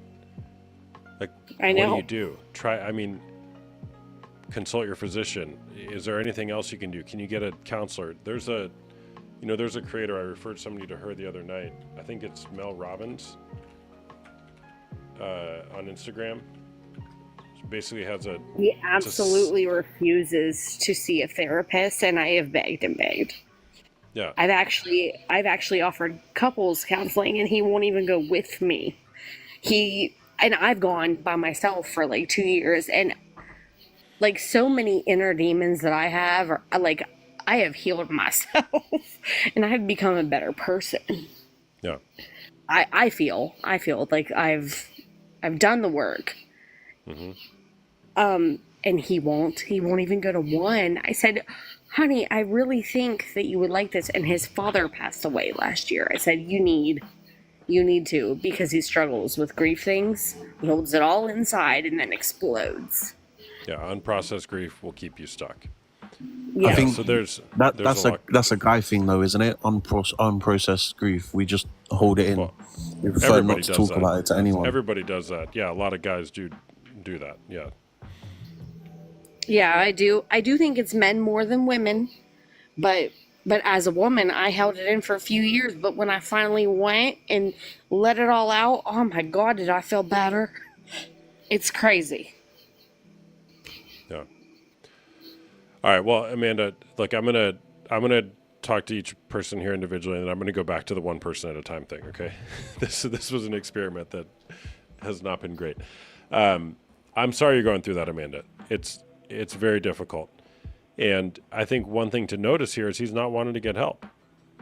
So when you can't change another person or a situation, you're forced to change yourself. So what are you going to do? Agreed. But how much do I alter myself to accommodate somebody who won't change? Well, I don't know that the answer is altering yourself. But what are you wanting? And how can you move towards that? Okay. We will have to work on it. Yeah. And look, even if he won't go to therapy or counseling, you could. I have for a long time. I did stop because I felt like I was a lot better. But now I feel like I'm in such a good space and he is not. And I'm like begging him to go so we can get on the same level. Mm-hmm. You know? Yeah. Yeah. Well, keep trying. I will. Because our family is worth it. Yeah. Yeah. All right. Well, thanks for sharing, Amanda. Thank you so much. All right. Bye-bye. And I apologize for being distracted. This is... Every night's different, isn't it, people? Okay. All right. Stacks, what's going on? Hi. I just wanted to speak about the point you're making on screen, the writing, and then talk about a personal situation, if that's okay. Yeah, sure. What's up? So, I believe, me personally, that it's not cheating. But I also understand that in relationships you have lines that you clearly, make in the sand and say, that's the line, don't cross it. My situation was I was in a relationship with someone for 2 years. We lived together for 6 months, then separated, living together, and then lived together again for another 6 months. And it come to a situation where we were, I'd say, close to 3 months of not having any physical intimacy of that nature. And as a last resort, I turned to watching that and doing these things, right? But she saw that as cheating and she saw that as a big no-no. And I tried to explain the situation of, if there's no physical intimacy, I can go on without it. However, there is always a need for it. And so I could only go, a certain duration without having that what's the word? To having that experience, to having that, that, I don't know what word you'd call it without, saying something graphic here, but like release. Without that's the word. Without having that release, that experience, that feeling. And because I know full well that it's a better feeling, a better release, a better experience when it's physical intimacy with another person, especially one that you're romantically involved with and that you're in love with. However, I still turn to watching porn as a last resort. And now I understand that some women may feel uncomfortable because it's a man looking at another woman and doing those things, whilst looking at another woman. But in my scenario, what more could I do? Because I understand that communication is key, and that, failure to communicate leads to much worse things than just this. But in my situation, I understand I could have communicated more. That I'm not, saying I was the perfect boyfriend, but in my scenario, she would put a value on intimacy. So if we had, let's say, dinner and I left a bowl in the sink, I rinsed it, but I didn't wash it, she would use that as a reason to not have intimacy. Or if let's say there was 2 rolls of toilet paper in the toilet and I used one and I didn't put another one there, so there was another 2, she'd use that as a reason, And this was someone you were dating? Yeah, we were together for coming up 2 years. But it always felt like it would be a tiniest reason to not have physical intimacy. But then whenever we disagreed and then spoke about it, it would always be a sort of like a heightened tone of voice. They spoke louder, spoke over me, and then sort of entailed that it was cheating to watch these things and do these things. Yeah. But they also understood that there was no physical intimacy, and so that's a last resort for me. Mm-hmm. All right, well, thanks for sharing that, man. And let's put all that stuff with her behavior aside for a moment. It's valid. Let's put that aside. It sounds like you didn't want to go to porn. Is that fair? Yeah, I thoroughly would have enjoyed the person. But here's the thing is, after the 2 or 3 months where you guys weren't having intimacy, did you tell her that you were going to go to porn, or did you just do it? It was a build-up in the 3 months of saying, there isn't this. I'm going to go. I'll eventually turn to this. Okay, so you told her that. You said not an ultimatum, but like, hey, look, it's building up. I'm going to have to start using porn. 100%. Yeah, several times. Okay, and how did she respond to that? It was a defensive response of sort of, she felt like I was attacking her, when I would sit there and I'd have a calm tone of voice and just say, look, this is the situation. I feel like, we haven't done this for a while, or we should do it. We both need it. But it would be like a defensive sort of, oh, well, this is going on and you keep doing this and that's why I don't want to do it. And it just, there was always reason. It wasn't sort of where we could sit and say, look, you've done this, it makes me feel like this, and that's why I don't want to do it. But it was always the petty, little things that would be reasons not to do it. And so I never understood that, because for me, if someone's unhygienic, that's a reason not to do it. But someone left a bowl in the sink and didn't wash it, that's a reason, is it? For me, potentially that's a reason for her, but for me, I just never understood it in that way. Yeah, but that's not really the reason. That's the most exactly. That's the what I mean. Easiest thing to point to. But when did you notice that romance or intimacy was first waning away? I'd say when we started living together again, because it was a rented property in her name, and so I'd say it was. We lived there for 6 months together, so I'd say it was about 2 to 3 months in. But the leading up to that, there was always disagreements about finances and bills, because I was the main earner, but all the bills were in her name and the rent was in her name. And so it felt like that it was a control thing. Everything was in her name. And anytime it come to an argument, it was always, it's her house, it's her bills. If I don't like it, it's her way or the highway. Why did you allow her to put all the bills in her name? Because she's been in a situation before where someone else had it in their name, and then had people coming to collect debts at her property. And so if the bills are in her name, you know, nothing comes back to me, even though I was still paying them. And she was happy to do that. And as long as I paid the bills on time and in full, she didn't have an issue with it. Okay. And I just thought that it was a better thing to do than to argue about it, you know? Yeah, well, I mean, part of this sounds like a power conversation. I mean, this is not a sex conversation. There are many things you said a couple months after you guys started living together again. You know, you noticed that intimacy was getting further away. There's a trust conversation here.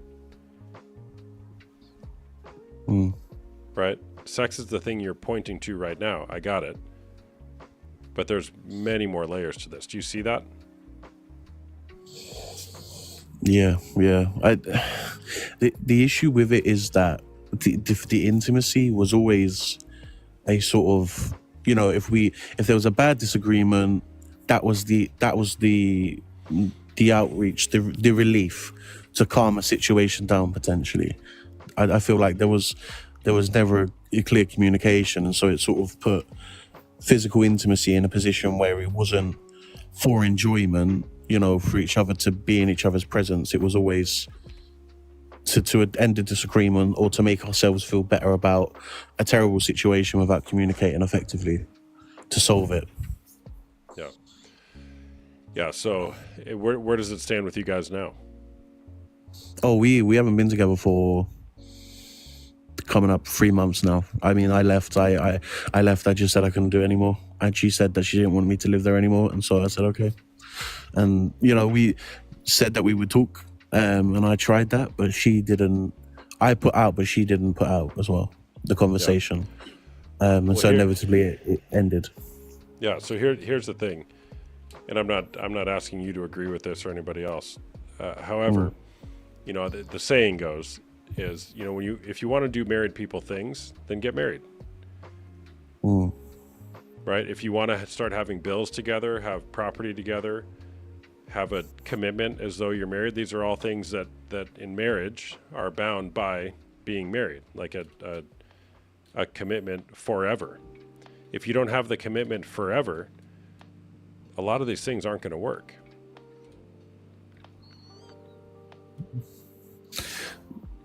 The thing is, I in that situation, I approached her about this, and I said that, you know, to effectively do these things, that's what we need, right? It's a necessity, really. What's a necessity? To get married? To be committed to one another, and to have that trust, that love, and that foreverness and togetherness consoled in a marriage. Yeah. So and she approached that as if I was joking. Yeah. You know? Well, then what does that because tell you about she wanted the whole big, you know, spend £20,000 on a big bougie wedding. And I said, we could go down to the registry office and do it now, not tell anyone. And then 5 years from now, you know, I'll get on my knee again in front of loads of people, and we can do it that way for you if you want. But she didn't want that. Can I ask you a silly question? 100%, please. Was there anything you guys agreed on? You didn't agree about dishes, sex, who should have the bills in their name, what to do for the wedding? To be honest, looking back on it now, no. But in that situation, my judgment was clouded because of love. I let my judgment become clouded and not see what I now see. Yeah. You know? Well, and maybe sex was a component of that. Right? Yeah, definitely. Yeah. Well, look, you know, somebody said in the comments, like, he sounds like he's really free now, not being in this relationship. To a degree. You still got to do some learning, you still got to do some thinking, you still got to do some self-healing. So yeah, well, absolutely, as much as can be. I hear a guy who's growing through a painful experience and is now able to reevaluate what he actually wants. And maybe that relationship wasn't the one. So go flap your wings, man. Lesson learned. But I appreciate you giving me the time to speak. Thank you. Yeah, thanks for sharing, man. All right, see ya. All right, Sarah, what's up? And Krista maybe that's the healthy 8 going to 2 talking. Sarah, what's up? I think personally that it is cheating, coming from my experience. Okay. I'm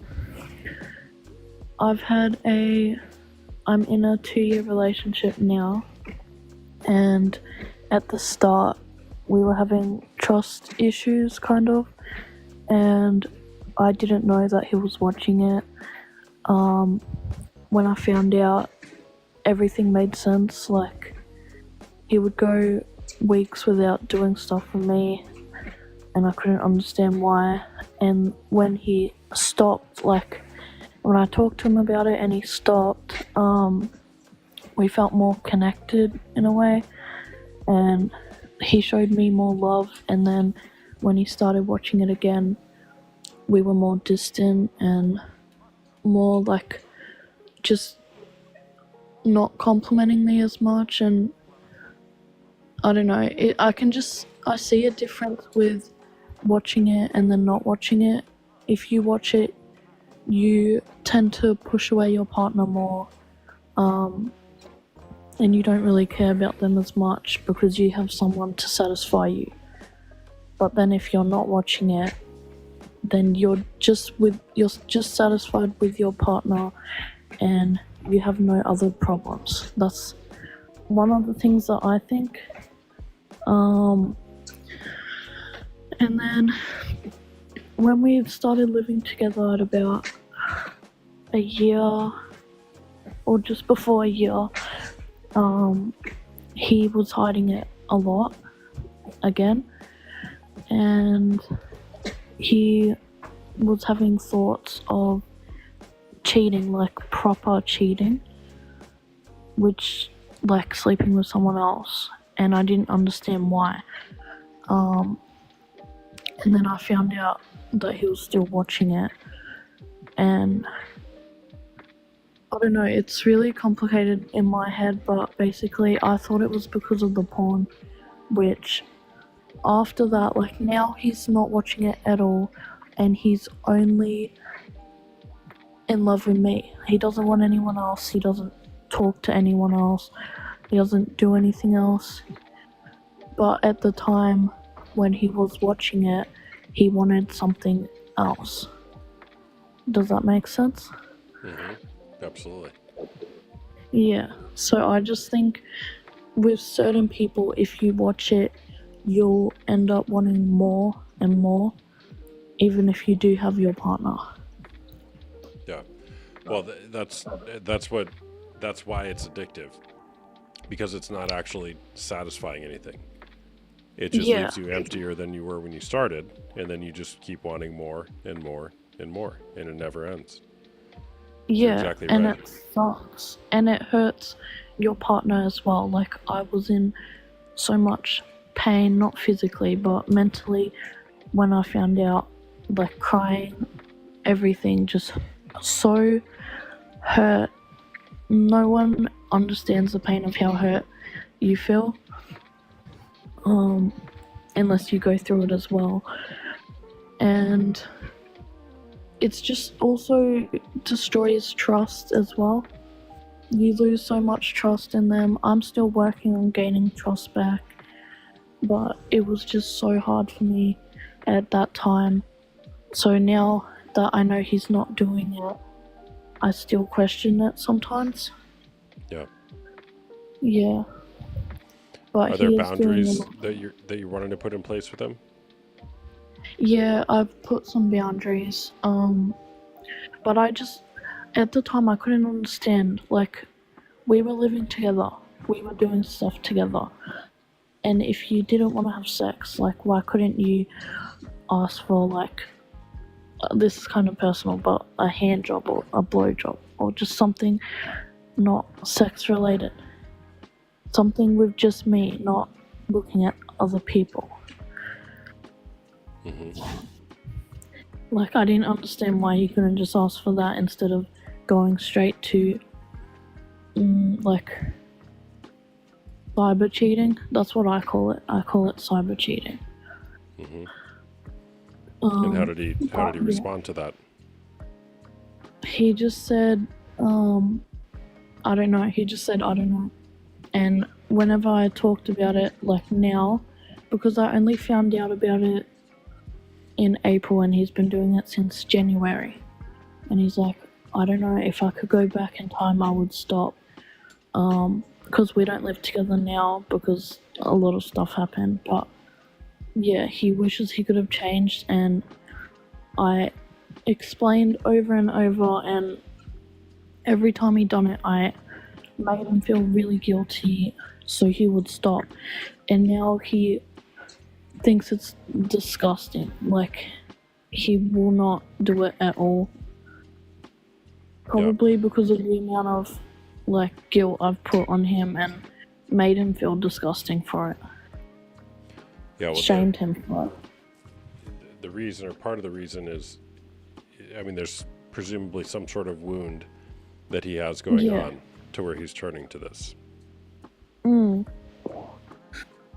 Yeah, he said that he's been doing it since a young age and he thought it was acceptable because, like, parents would say it's normal and stuff, which I've heard people say that. I don't agree with that. I don't want my kid to do that. I don't think it's something that you should grow up doing. I think kids should be taught from a young age that it's brain rotting and not to do it at all. Yeah. Yeah. Well, I'm sorry you're going through that, and there's a lot of resources out there, you know, for both of you guys, for the betrayal trauma you're experiencing and then his sexual behavior as well. If you go to the link in my bio, I've got some books and other things linked there. Thank you. All right, thanks for sharing. Bye. Bye-bye. All right. That kid, what's going on, man? Oh, nothing much. Just tuning into the live tonight. How you doing? I'm good. What's up? So, my wife and I are having a debate about something you said on a live a few weeks ago. Oh, great. I guess it just depends on a personal boundary, is sort of my opinion. But what did you mean when you said, you know, to acknowledge someone's beauty is okay? Like, where do you draw the boundary with that? Because my wife is saying, like, you know, wouldn't that be something that's not okay? You know, like, what comes after that? You know, doesn't the act of, you know, isn't, quote unquote, you know, like cheating, like, or acting out to someone, like their pictures or whatever, wouldn't that all start with like a look or acknowledging that beauty? So I guess I'm just kind of wanting to know your take on that. Yeah. Well, thanks for putting me right in between this marital dispute. There's the saying, you can't help the first look, but you can help the second look. Right. And you could say you can't help the first thought, but you can help the second thought. Right. And in fact, I actually just had a conversation with my wife recently where I'll be very vague and unspecific, but we were talking about someone who we know mutually. And I was like, you know, she's just so elegant and beautiful, like the way she carries herself. And my wife's like, yeah, she really is. That was it. That's the conversation. No problem. Right? But there's a difference between looking at somebody and being like, oh man, did you see this on her or him? And here are the things I'd want to do to her. Like, oh, I wish that shirt was a certain way, or, you know, it's a totally different paradigm when you're thinking about that, as opposed to just, wow, that person looks nice today. Wow, how elegant does that person look? That's a nice sweater. She really looks good in that. Right? Right. You see so the difference? Yeah, I could see the difference. Yeah. I feel like, I guess my sort of thoughts on it, or would this image of, you know, I don't take the time to find beauty in other people. That should, because I used to watch porn and everything. Anything just surrounding those subjects, anything that could be maybe wishy-washy, I don't put my time into that. I just keep to myself, you know. But I guess I was asking my wife if there wasn't the, I guess for lack of a better term, filter of my porn addiction over this. If the porn addiction never happened and what I consider to be cheating never happened, would this still pose the same question? Would it pose the same issue of, finding beauty in other people and acknowledging that? Would there still be the question of, oh, what comes after that? Would there still be that sort of vibe to it, I guess? Well, I don't know. What do you think? What does she think? Well, I don't know what to think because I besides my childhood, I can't remember much of a time that I wasn't addicted to porn. So I guess I'm stepping to this whole new reality of what it's like to not be a porn addict. Totally, and that's great awareness, right? I would say, generally speaking, right?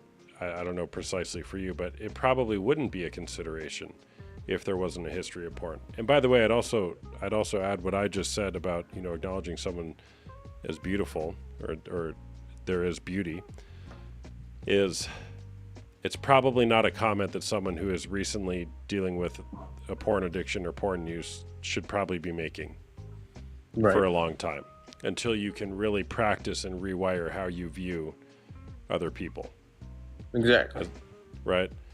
So, yeah, I mean, look, it's like years of work to get to that point.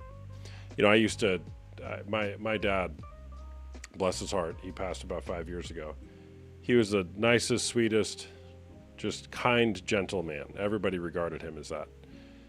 And he could say things, to a person, we'll say person, but to a woman.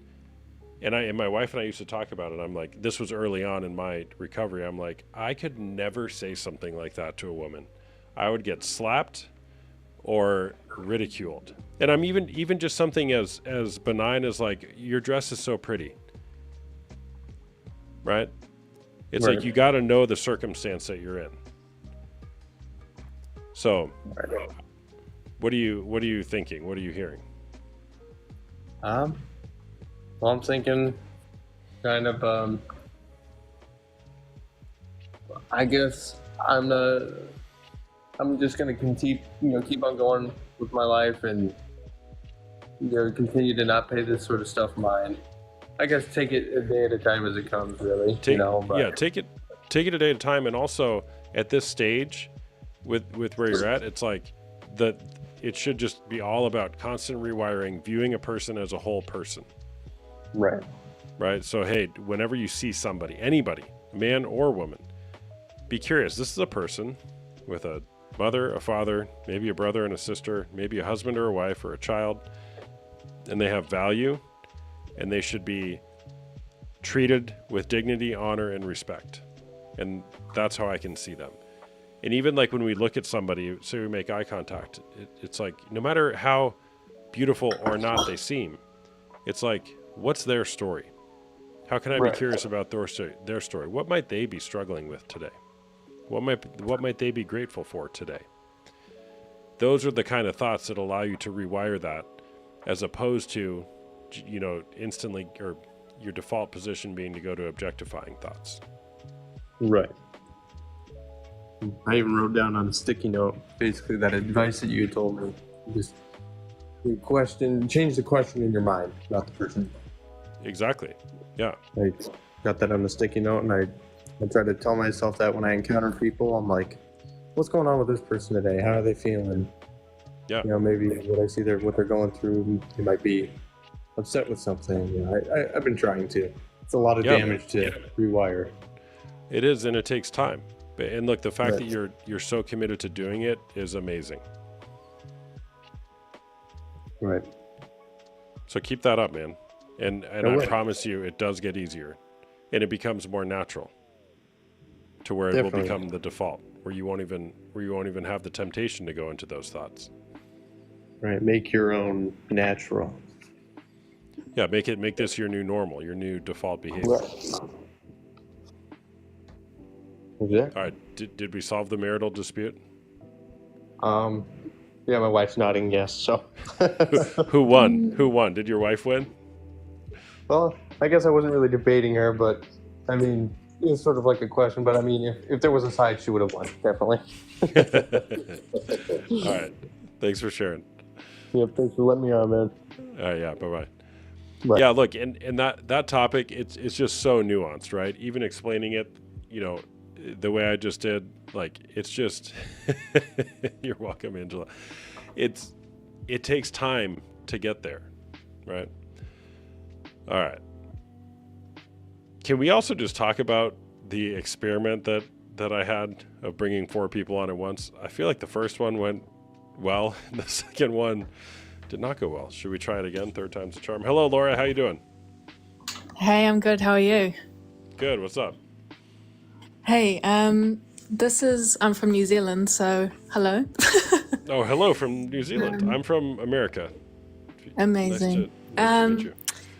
So I find this topic really interesting. I think I've been with my partner for 3 years now, and when we first started dating, there was a lot of chemistry. Naturally there was a lot of sexual chemistry, and there was nothing hard about that. And as our relationship has progressed, that hasn't changed at all, one bit. But there were signs. I'm 28 and he's 33, and he was following, lots of softcore porn accounts on Instagram and liking girls' photos, and a lot of that was kind of in his space. And I noticed it when we first started dating, and I kind of just set a boundary there, and I said, hey, we're in a serious relationship. I don't want that in my space, especially when, we're intimate quite often. I don't think that it's something that you need to be doing. And I set a boundary there. And it got crossed a couple of times throughout our relationship, and I brought it up. And, there were times where he was very defensive about it early in our relationship. And it was kind of like, well, who are these guys following you on your Instagram? Do they want to sleep with you? And heaps of, projection of the sort. And I just felt like, 1, he wasn't hearing me at all. 2, he wasn't ready to have that conversation. Do you know what I mean?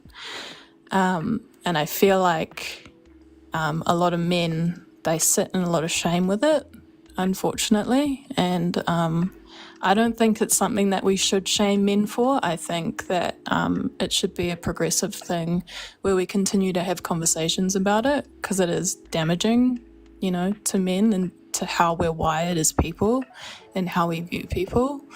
And it hurts our relationships. It hurts us women, it makes us very insecure and self-conscious, and makes us think that we're not enough. And so, yeah, those boundaries were pushed, and I didn't accept it. And then I found out that he was, even doing things further, like searching for nudes and looking at, I don't know if I can say it, escorts, like online, and watching porn, and all the while telling me that none of this was happening. And that was kind of the breakthrough for us when, everything came out and it wasn't in the dark anymore. And I think that's the first step to healing, if I'm being honest, is bringing it to light and not hiding it in shame, and having honest conversations around it. And for any woman that feels uncomfortable with it, you're so valid in feeling that way.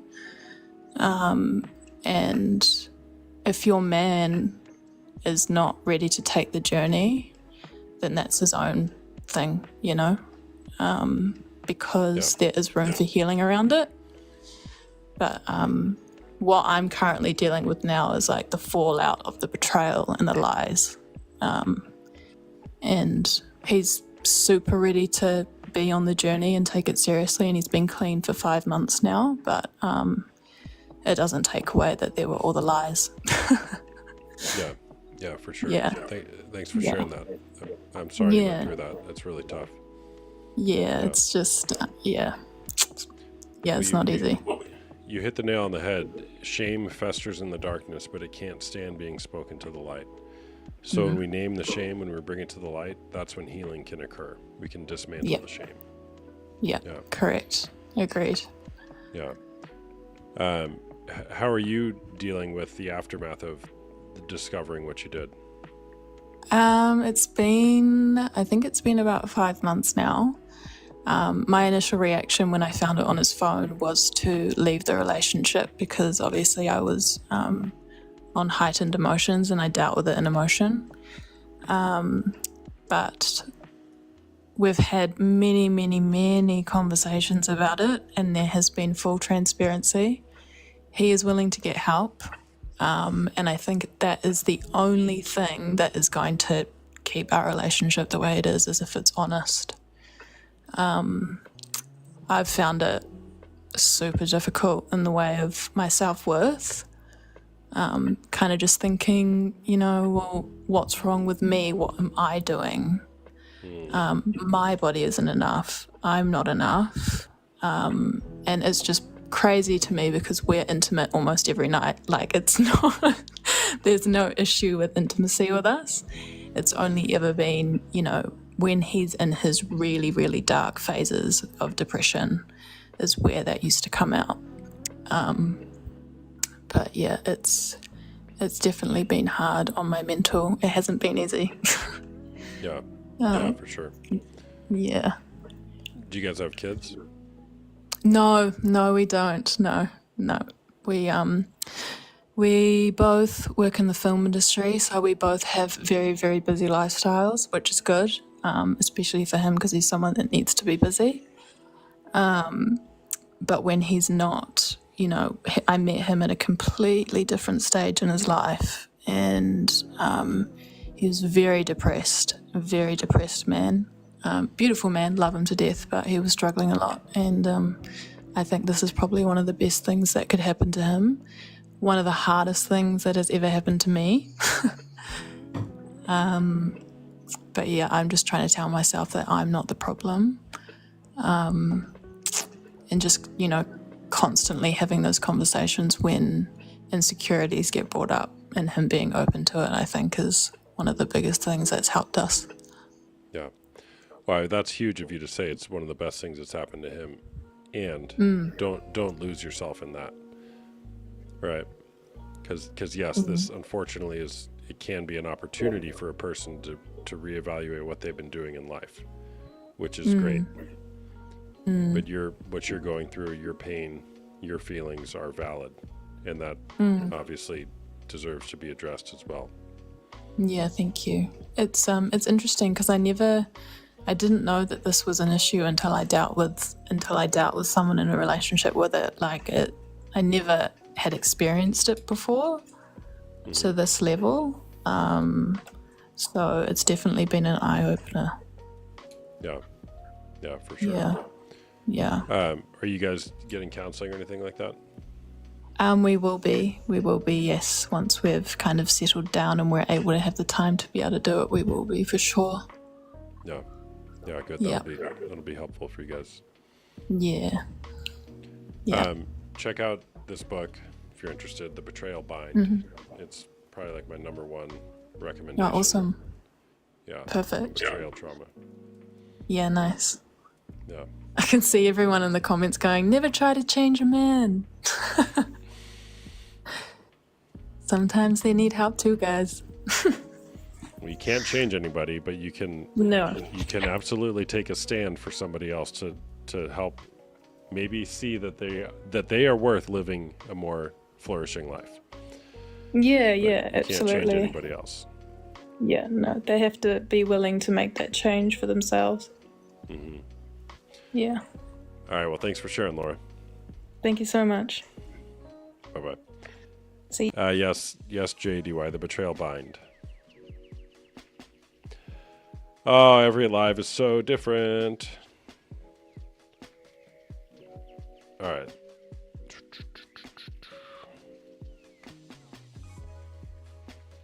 Annie says, so my partner's cheating on me for watching it. What do you think, Annie? Tyler, what's going on? What's up, man? So I got lots of questions. I guess not questions, but I guess lots of ideas maybe on this topic. All right. So about 4 months ago, my wife found out that I was watching porn, and can I say that? You just did. I don't know the rules. I don't know the rules. Can I cuss or? Try to avoid the cussing, but in my experience, porn is okay. Fair enough. Okay. So we almost got divorced about 4 months ago because she found out I was watching porn, and like, to me, like, personally, like, at the time, I didn't think that was cheating. Like, that's something I'd done since I was like 12, 13 years old. And that was, kind of something I used as a tool to relieve stress, or like whenever you're feeling like down or upset or whatever, like it releases endorphins. Like, I mean, it's actually very therapeutic to relieve yourself of all these things you're feeling. It's a little bit of an escape from the outside world. And she viewed it as cheating. She's like, well, you're taking another woman's body, or like, I'm not her, so like, you're sexually involving yourself with someone that's not me. And so, I mean, personally, I thought that was like an invasion of my privacy, like, to a certain extent. Like, this is something that existed way before you were ever part of my life. I'm 35, about to turn 36. Okay, so like, this is. Hold on, let me make sure I'm following you. So, Sure. She shared her opinion, which was that she viewed your masturbating while other people were having sex. Her opinion was that was you being involved sexually with another person, and then you viewed that as an invasion of your privacy. Her opinion on that matter. Right. And I will say my viewpoints changed, over the last 3-4 months. Okay. But yes, you're correct. Okay. Like, I mean, I thought that was like a personal space. Like, I'm in the shower with myself, like, that's my space to do whatever. Like, to be me and not be judged. And like, I guess, like, to me that felt like an attack. But like, I've learned over the last few months that, like, every issue comes with two issues. Like, there's the emotional side and there's the actual issue. All right, so you viewed that as an attack. How do you think she viewed the fact that you were masturbating while watching other women have sex, given that you guys are married? As cheating. Okay. So if she viewed it as cheating, how do you think she felt?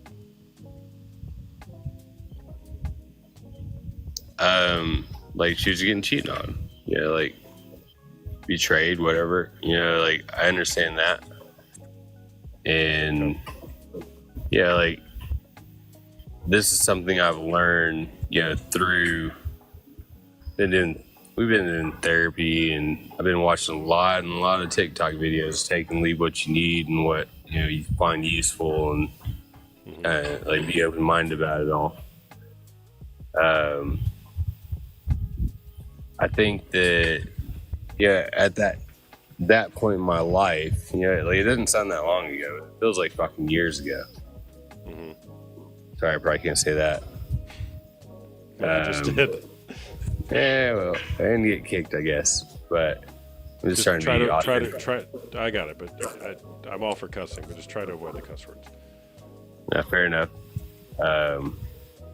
So, yeah, at that point in time, I think we had a real like disconnect in our marriage. Yeah, like she thought, like sexuality involved emotion and connection. And like to me personally, I had the mentality that it didn't. Like these are carnal needs that, like feeling stressed or angry or whatever. Like this is a tool to, relieve that. Where did you learn and that? for myself, I guess. Yeah, I think that goes way, way back to my childhood and kind of like having a single mom, work 2 jobs, and raising my little sister who's like 9 years younger than me, and having to grow up before I should have had to, being 10, 11 years old with a baby. I think not having a dad around, I guess, was a big part of it, or not necessarily just having a dad, but like having a dad and a mom, like a mother and father figure in your life, and seeing how to resolve conflict and where the give and take is, and everything in life is compromise. So where do you find that line? I never learned that, so everything I know or I thought I knew was a code that I taught myself. It's like, okay, this is my personal time. Like if I'm not harming someone else, then like it's not a bad thing. But not being a bad thing versus being something that can form more growth in your relationship is totally different things. Mm-hmm. Yeah, like. Right. Well, go ahead. And all right, so carry on, I guess. Well, no. Here's a question though, if you're open. Sure. It's been 3 or 4 months or so. You said you've kind of changed your point of view. And by the way, I love how open and vulnerable you're being right now. I think you're spot on with your discovery of your past and what it means for you today. I'd love to sit here and chat with you for hours, but that's not what this is for. Right. We're talking about. Well, no, I mean it's what are your points of view now, and where are you heading with this in your marriage? What are you guys doing? So I would say like once we had that conversation, I almost got divorced over it. Like I thought it was, laughable at first. I was like, this is, total bullshit. Like I can't tell you what to do with your body. You can't tell me what to do with my body. But I didn't realize at the time the lack of connection that we had between us. And, I think that women view like a sexual experience, like it was something that's tied to emotion more so, emotion and, obviously physical, but like it's more emotional and physical versus like men tend to, think of it as, a logical thing. This feels good. Okay. Like, I mean, it's not whether or not like, you're deeply emotionally tied to that experience. And I think that's where. Well, yeah, go ahead. I think that's where corn kind of finds its way in, because like men don't tie it to the emotional side of what it can be versus like what it can do for you. Like, I mean, that's everything that men think, like, it's, okay, like, well, these feelings, like, they do me no good. They have no meaning because I get nothing from it. Like, what you do is, like, judge by the actions and judge by, what you say and what you do. So I think that, like, somehow that gets tied into our sexual side, and we tend to dysregulate both and not connect them. So, I mean, like, it's obviously got, like, a logical sense and an emotional sense, but, like, men treat emotions as, like, it's something they're supposed to get past. Not something they're supposed to use or feel or, involve. Yeah, Because, let's say that's true with how men and women view sex differently. Sure. Which one is correct? Trick question. Neither is correct, right? So, right, so both. what do you do with that? Both and neither. Same thing. Yeah, you try to meet each other in that. Yeah. I don't think that we are very good at, like, communicating, honestly, like, to our children or, like, other people. That, like, like, sexual appetite is healthy, but, I'm not saying you have to wait till you get married. I don't believe in that. But, like, how to put this? I think the authentic experiences come from having both of those. Like finding truth is a big thing to me. And realizing that it takes, the logical and emotional side. You can't invalidate either. And understanding that my wife feels a certain way when I do this, like, I've got a bigger problem. Like, yeah, you got to look at that. You know what I'm saying? Like, I'm a good man. I did all the right things. You know what I'm saying? Like, I work hard, pay the bills, take care of the kids. Like, I've done it's a hero complex. I've done all the right things. Why am I not a good husband? And, like, the thing that's missing is what they're longing for. Like, that's the emotion and the connectivity. Not just being there. Like, there's an emotional, like, setting to that. In the sexual experience, that it does heighten it. And I think that, like, after that conversation, I cut out porn, and my sex drive was heightened. As far as, like, physically in person in the real world. I think that, like, abstinence creates longing for it. Does it make sense? Yeah, for sure. Hey man, we got to land the plane here. Sure. I love the questions you're asking and the conversation you're in. And if you want to schedule a chat to talk more, I'd love to. Go to link in my bio if you want to. But keep up the path you're on. I do have one more question for you. Sure. And this one is strictly corn related. Okay. How do you feel about, say, like, hentai, I guess, is what it's called. Mm-hmm. Like cartoon porn. Still porn.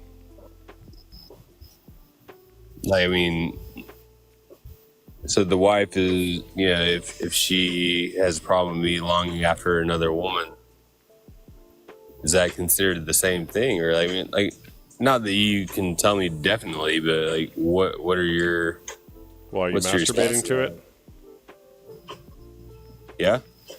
Well, I would just ask, I'm not, like, consistently, but... Well, yeah.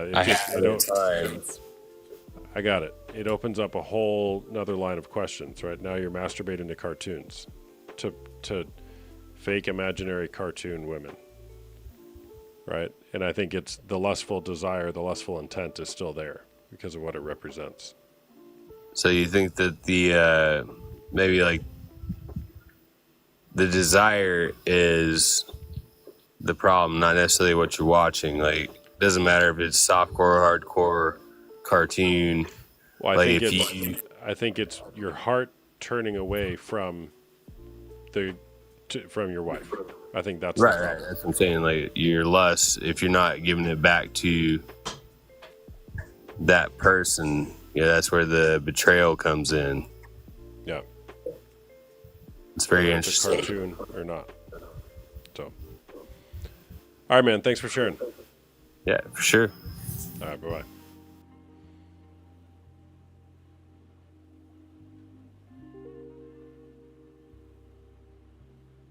All right, I'm going to start doing the gift thing. Okay. I'm going to try to be done at about midnight, about the top of the hour. So I got to go to the bathroom. Whoever wants to come on here, give a gift. Whoever gives the biggest gift, I'll bring you guys on in that order. Okay. You know, the TikTok gift thing. All right. And by the way, like and share. Would you do the like button up here? If you like the content. If not, no problem. I'll be right back.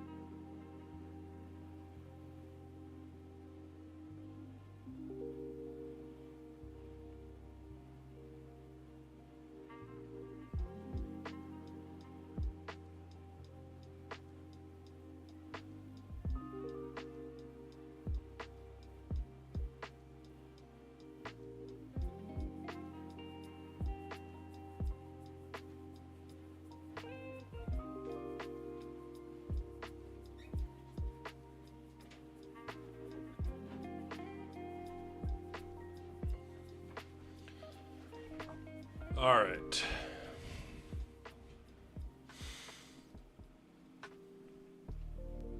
Enac, is that your name? Inac? Enoch? Hello. Hi there, how's it going? Good, how are you? Good, what's up? I just got on the live when I believe it was Laura, 2 people before this when she was speaking.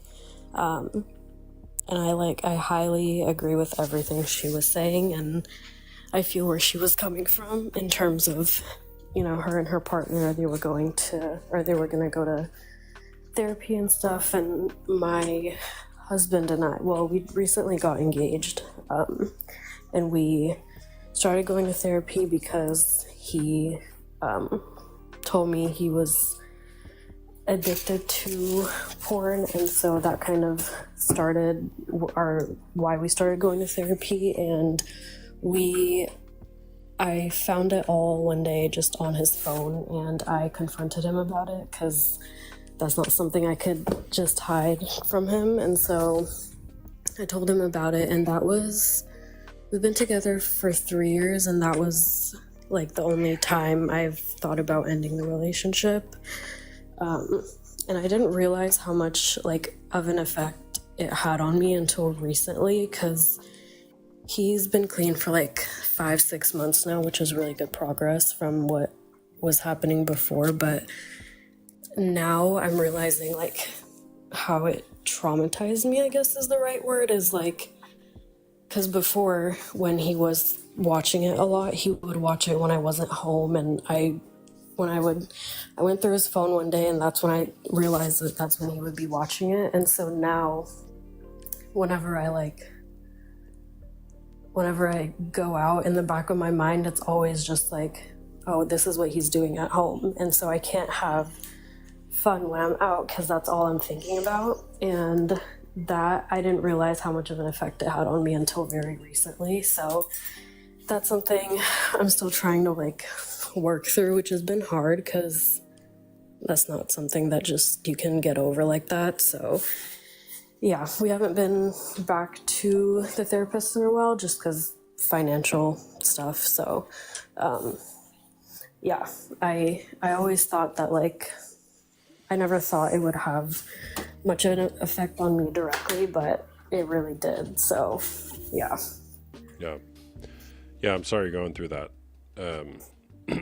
Good job for starting to do some therapy. It is expensive, and it's worth it, right? How often do you find yourself having those thoughts of wondering what he's doing?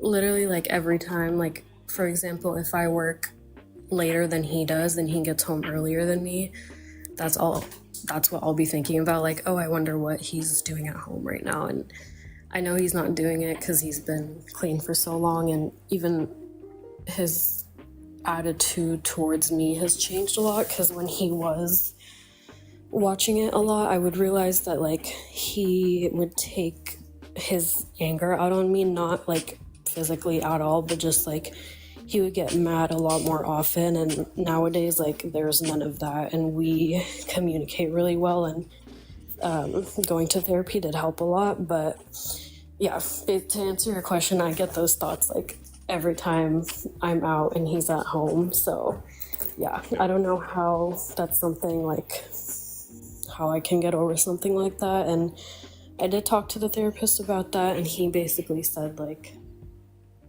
if he wants to do it, he's gonna do it. So I shouldn't, let that affect how I'm feeling when I'm out later than him or whatever. But I know it's easier said than done. So. Well, yeah, I mean it's easier said than done, and still, like, there can be some tools that you use to be able to calm yourself when you're having those thoughts. Yeah, I do want to read the book that you were talking about. What was it called again? The Betrayal Bind. Okay. It's very good. Another good one I recommend for the betrayed party is called Facing Heartbreak. It's a good book. Okay. Yeah, and he's been more he's been more open to talking about it as well. So that's a really big change I saw after we started going to therapy. I know someone had asked if going to therapy helped, and it definitely helped a lot. So I highly recommend it. It's just very expensive. Yeah, but it's expensive not to do it either. Oh yeah. You know what I mean? Someone in the chat asked what book I recommend for men. Typically, this is my go-to. It's called Unwanted by Jay Stringer. And this is great for women as well. It's not betrayal focused necessarily, but it's great to begin exploring and unpacking unwanted sexual behavior. Can I ask how old you are, Enoch? Yes, I'm 24. My fiance is 22. Okay. And how long have you been together? We've been together for next year it'll be 4 years, so almost 4 years. Okay. The math almost doesn't math. Why? Did I get my numbers wrong? No, because you were 20 and he was 18. Oh. I was being facetious, kind of. Yeah, I think we have we're the same. Sorry, I don't know how to explain it. He was 19 and I was about to turn 21. Got it. Yeah. Thank you for having me on here. Yeah, thanks for sharing. And look, there is hope. No matter where you're at in this journey, there's always hope. It's time to do some work, right? Therapy, coaching, counseling, reading some books, support groups, watching good, healthy YouTube content, educating on relationships, addiction, betrayal. There is hope. There is a path out of this. So thanks for sharing, Enoch. Yeah, thank you. All right, bye-bye. Bye. Enoch, Inoch, I don't know what to call you.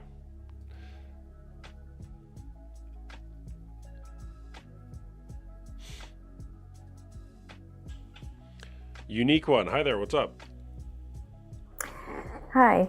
I was listening to Laura speak too, and I resonated with Laura.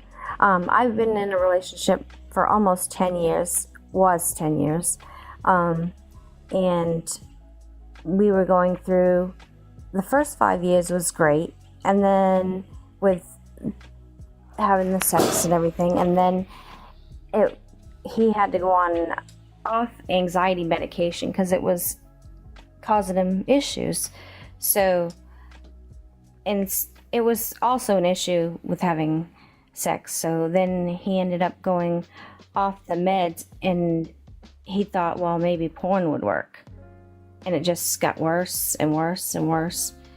And then I felt degraded at the same sense, because he would turn and go to his phone, and that would be an outlet. And, you know, I caught him doing it, but then it became Facebook with, 69 women that he doesn't even know. Pretty faces and this, that, and it's like, why can't you look at the one that you already have in front of you? So it made me feel betrayed, belittled, ashamed. It's like, how can men actually go somewhere else like that? I mean, yes, he had problems with it, and the doctors took him off it. And then after that happened, it only got worse. So he then said he needed space. And so I moved out for like 4 months. And then he ended up getting more into the whole thing. And then he ended up having a issue with, I call it Peyronie's or whatever. And it's like, well, now what'd you do to it? So, it became a constant thing where he ended up injuring it. Yeah. And from that point, it progressed to the point where there was grieving, and lost one parent, and then 2 years later lost another parent, and then there was no sex. And he turned to the porn thing 24/7. Yeah. Yeah, he's in pain. He's medicating a lot of pain and avoiding grief is my estimation. And that's got to be very painful for you, because he's using a tool to medicate his pain that's hurting you. Yep. And then we ended up, he said, well, you want me happy? I think we need to split up. So 10 years now, and at the 10th year, he's like, we need to go our separate ways. So we started communicating, talking, texting for a while after I had left. And then he actually was like, I really didn't say that I wanted to be with other women. And I just said that so that you would leave, that I love you. We started talking, but he just eventually ghosted me in the spring and left it there. So you guys aren't together anymore? No. How did that feel when you guys broke up? I went into depression myself. And then out of it, I journaled, because I knew that it wasn't my issue, but I wasn't helping, because he was pushing me away during the avoidant part of the grieving, and he couldn't handle it, so he didn't want to have sex. He just was, he kept staying real busy, and, go on his phone and do whatever he had to do, and I'd catch him doing it, and it was just like, so I was just like, well, I know he's got problems, because I went through it. I didn't want to have sex when I was losing my parents, so I understood it. So I just kind of let it be. But then I actually, when I came to my dad's house, I ended up, like I said, depression, and started journaling so that I could understand where I was coming. I always wanted to write a book, so I ended up writing a book, The Journey of the Masculine and Feminine, Feminine and Masculine, Journey to the Feminine Masculine. And basically going through my own trauma. So I was in a dark space trying to get through everything that I went through, seeing that, I had my own issues. So I wanted to, write about it. And so I did. I ended up, it's on Amazon. I mean, it's not selling right now, but I've got my book out there where people can help other people. I went to Reiki and What's it called again? The journey of to the feminine and masculine. The journey to the masculine and feminine? The feminine and masculine. The journey to the feminine and masculine. On Amazon. A healing journey with the feminine and Yep. masculine? Tammy.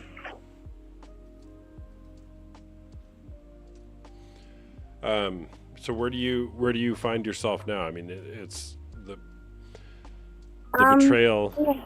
Yeah. I feel like I'm in a healing process. And now, I mean, he just sent me a text out of the blue. He did wish me a happy birthday this summer. And hoping everything was okay. I mean, last time I talked to him was in the spring. I was calling once a week. He wasn't the text type to do a lot of texting. So I'd call like once a week and we'd talk for like 4 hours at a time.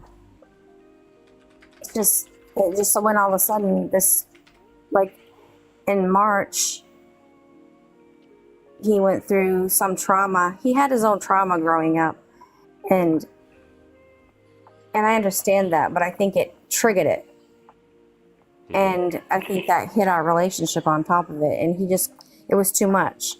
When he lost his father and then lost his mother and COVID, and it was too much. Yeah. Well, porn use is not the issue. It's a symptom of another problem in most cases, right? It started somehow. Oh, yeah. Some place when he was young, and here you are, on the wrong side of that in a relationship. So sorry you're going through that. Yeah, it's difficult, but and then this past week he just sent a text out of the blue, and it was like saying that I felt alone in the relationship. Those last 5 years. Those last 5 years was when he was grieving. Mm-hmm. Yeah. Unprocessed grief will keep you stuck. That's for sure.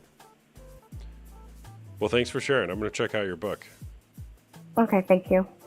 All right. Bye-bye. Appreciate this. Yeah. Yep. All right. James Mouse. Hey there. What's up, man? Hey, what's going on? Can you hear me? Yeah, what's up? Hi. So, first, I do think that corn is cheating. I've actually been a porn addict since I was 12. As I think about it more and more, I do believe I used it as a way to cope with abandonment. I'm adopted to a family of 19. My parents, yeah. That's a lot of kids. My parents were really good at first, like when they adopted us, and then they started having their own children, and basically put us in a place where we had to thank their children for sacrificing love for us, and they really segregated us adopted kids from the family that they were trying to create. And so when I was 12, I started using porn as a way to cope with abandonment, and it's just been with me since then. I'm 29 now. There was times where I would take, a year off, and I wouldn't watch it at all. And then, I would be alone, especially while I was in the military. I would be alone, and then I would literally watch it so much where it was the only way that would help me sleep. Very recently, about 2 years ago, I met the love of my life, and I really was like, I'm not going to watch it anymore. I have this person that I love very, very dearly. And for a long time I didn't. And I would I did a lot in the relationship where I gave her my all. Made like she had a lot of illness, and so I took care of her 100%. I paid the bills. I made sure that she got rubs, the whole nine. I made sure that she was loved. I gave her a place to live, and during that relationship, I felt like I wasn't getting what I wanted, especially when it came to intimacy. And so I started turning back into it. Another thing was I've always hidden pornography from everybody. It's just been my thing that I've done. I've hidden it away. I've never shared it with anybody. And she caught me a couple of times watching it and was extremely, she felt definitely betrayed. And I didn't mean to betray her. And I definitely was like, I'm hiding this thing from her. So about a month ago, her and I broke up, and it was over something completely different. But I do think that pornography was a huge reason on why we broke up, because our trust was broken. And, it started with arguments, and we could never see eye to eye. And I felt like she wasn't giving me what I needed. And she thought I was, cheating on her with pornography. I was getting I would stop watching porn, and then my friends would send me photos of girls that they were seeing, and then I wouldn't get rid of my friends, even though I knew they were detrimental to my relationship. And so before we broke up, I started doing therapy. I'm still going through therapy now. I don't feel like it's working at all, because I'm talking about it, but it's still like the number one forefront thing in my mind. What, the abandonment or the porn use? Porn use, and I know that it's hand in hand with abandonment. Yeah. And so it's like how now. long have you been doing the therapy? About 5 months now. Okay. And I'm still consistently doing it. I do it every Wednesday night, and I talk to my therapist. And I grew up very Christian, and so it's like she's somewhat of a Christian therapist, and she has been talking to me a little bit about it here and there. And it's like, I don't know how to stop my mind. It's like I've been clean from porn for a month now, which is how long ago we broke up. I watched porn the night we broke up because I was so just distraught. I felt abandoned, and I went and watched porn. And her and I are still doing good. Like, we aren't completely broken up. We still love each other very much. We hope to get married one day. It's like we're taking a huge step back right now. And every night since she's been gone, I've been wanting to, and I've been like, I'll get up and I'll just pace around my house so I don't watch porn. And it's like, I want that thought to be gone, and it's so hard to get it out of my mind. Yeah. And so you need what? Any advice that can help me defeat this thing that I am so addicted to, that I have connected with trauma that I've had throughout my entire life. Yeah. All right. Well, first of all, thank you for sharing. And man, what a story, right? I'd recommend reading this book, Unwanted. Have you heard of that before? No, I also wrote down the Betrayal bind because I was going to look that one up too. Yeah, give that one to her. Unwanted. And you read Unwanted. Okay. Okay. I'd also love to chat with you more if you want to schedule a call with me. Okay, it costs you $25. We can have a longer session. That's fine. Yeah. At this point, anything is worth it right now. Yeah, I got it. And I'm not. You're working with a therapist, great, right? I just love to dive in more, not on this platform. I have groups as well for men that are very helpful. Does anybody else in your life know that you're dealing with this besides your therapist and your partner? There's a select small amount of people. I have a hard time with trust, obviously, with how my life has been. My dad knows, but then again, I still keep it a secret from my dad. My dad's supposed to be my accountability partner, but I still don't trust him, and so it's I still don't want to talk to him about it. This is your adoptive dad? Yeah. Okay. Yeah. So the opposite of addiction is not sobriety, it's connection with other people. Yeah. So having a community to share with and navigate these things is very important. It's vitally important to the healing process. Okay. so again, I think my group can be helpful for you, or another community where you can do that, right? SAA type community, Celebrate Recovery. Here's the thing, man. Look, I'm hearing somebody who really wants to do the work and is doing the right work. Okay, it takes time. It takes a lot of time, and I think you're right on with the abandonment. I mean, look, just the fact of being adopted, a family of 19. That's a whole thing. And then even the dynamic that you illustrated with the biological kids of the family pinning the adoptive kids against one another. I mean, there's a lot to unpack there. Yeah. Which I know you know. Yeah. It's going to be a long and hard journey. Yeah. Okay? Okay. The thing, yeah. And so just know that, right? As well with you find yourself pacing around just not wanting to do it. Here's the thing is, Unwanted will be very helpful in having you explore why you're turning to the things that you're wanting to. What is it about abandonment and trust? There's a lot of trust wrapped up in this conversation as well. That's having you turn to porn, the thing that won't reject you, right? From a young age, it won't reject you. It makes you feel good. You can trust that porn will be there. So I'm going to continue to go to it, right? And those things should be explored. So, look, obviously, I don't know what the answer is for you, but I do just want to say, like, you're on the right path, in my opinion, and keep it up. I'm trying. Yeah. Well, good. I mean, celebrate that. Look, the chat's saying, hey, we're rooting for you. Good job. Yeah. Okay. So, what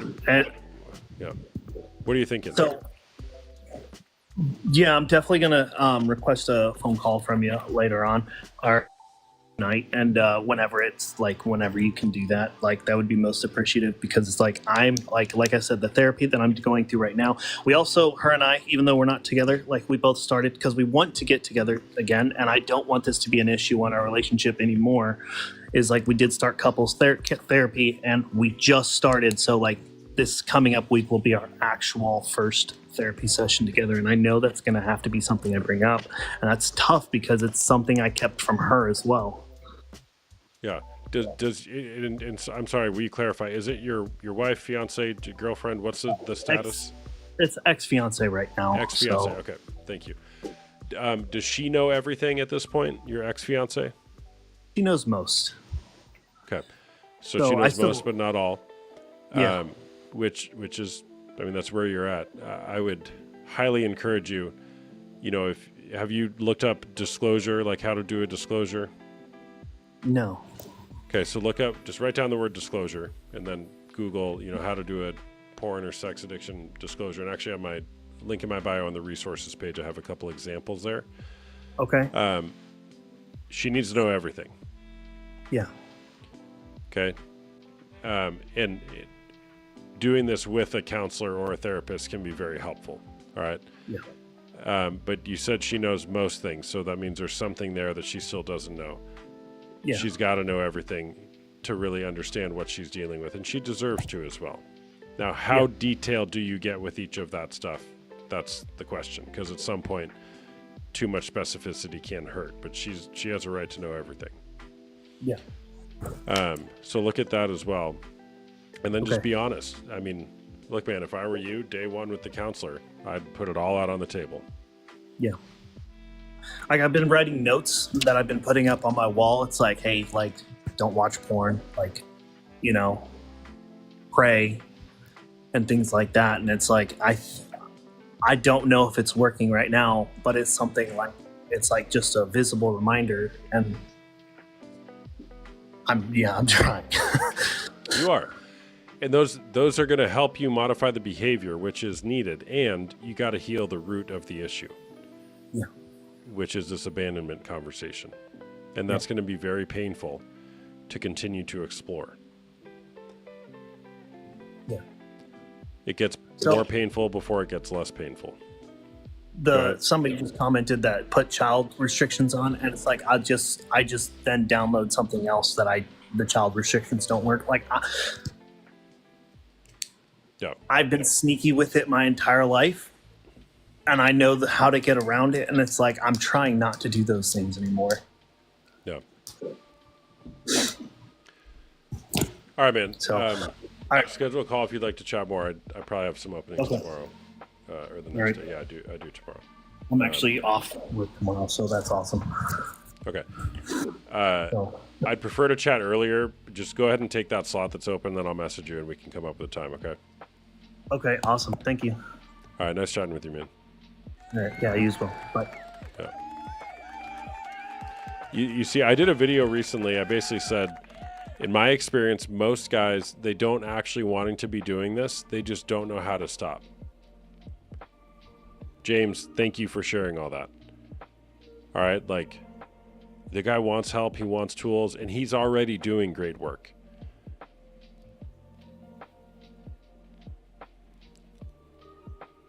So thanks for sharing, man. Was the applause the appropriate volume, Krista? All right, we'll do maybe a couple more. Every live, so different. So different.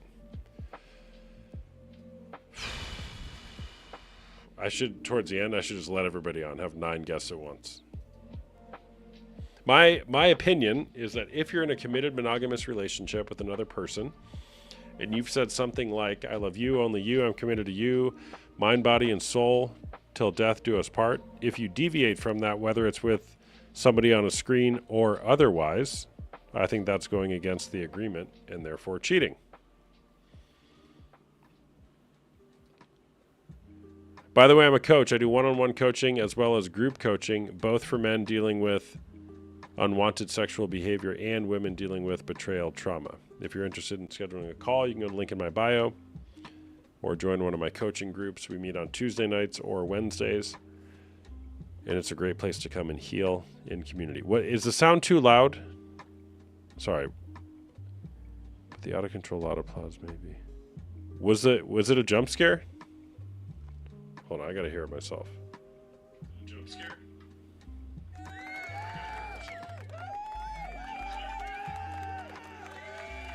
Oh, it's fine. It's fine. It's been worse. All right. Yeah, in the past it has. Well, I have this software that controls all the sound, and whenever I restart my computer, it resets the volume levels, and I got to change it, and it's terrible.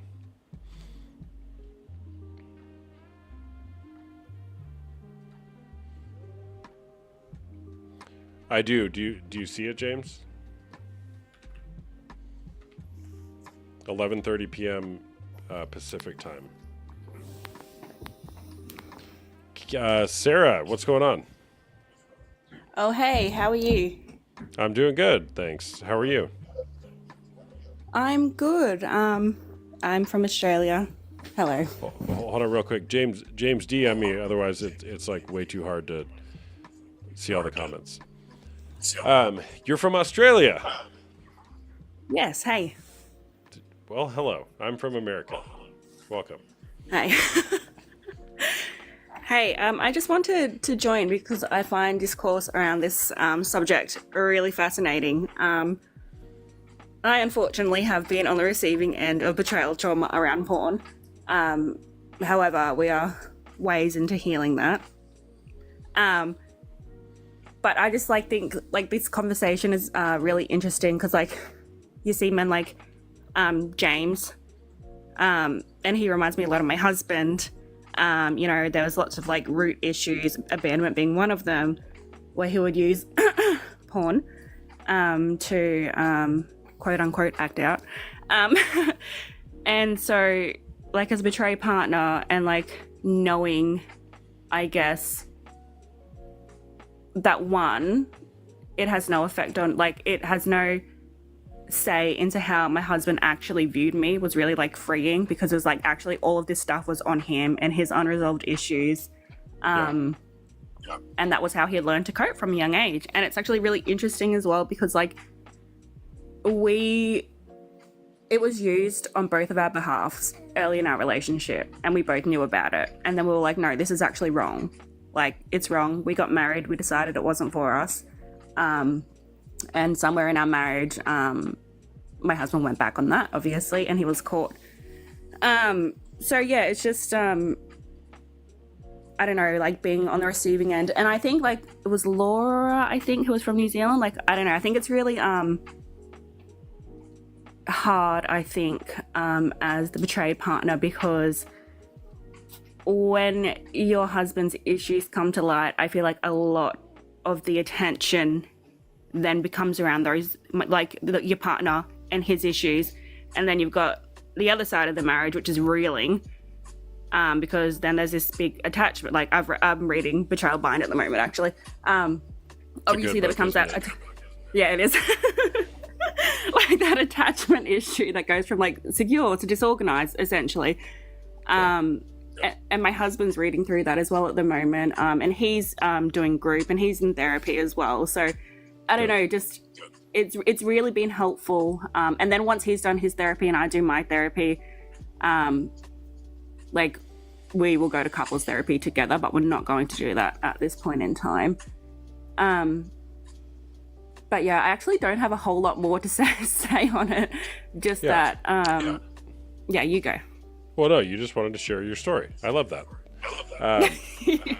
Yeah, well, look, so I like to say the kind of a three-pronged approach, for lack of a better phrase, but people should be doing, and this is both the betrayed party and the betrayer, is some sort of one-on-one work, some sort of group work, and some educating, reading books, watching YouTube videos that are healthy, listening to good content, right? That's kind of the keys you need in place.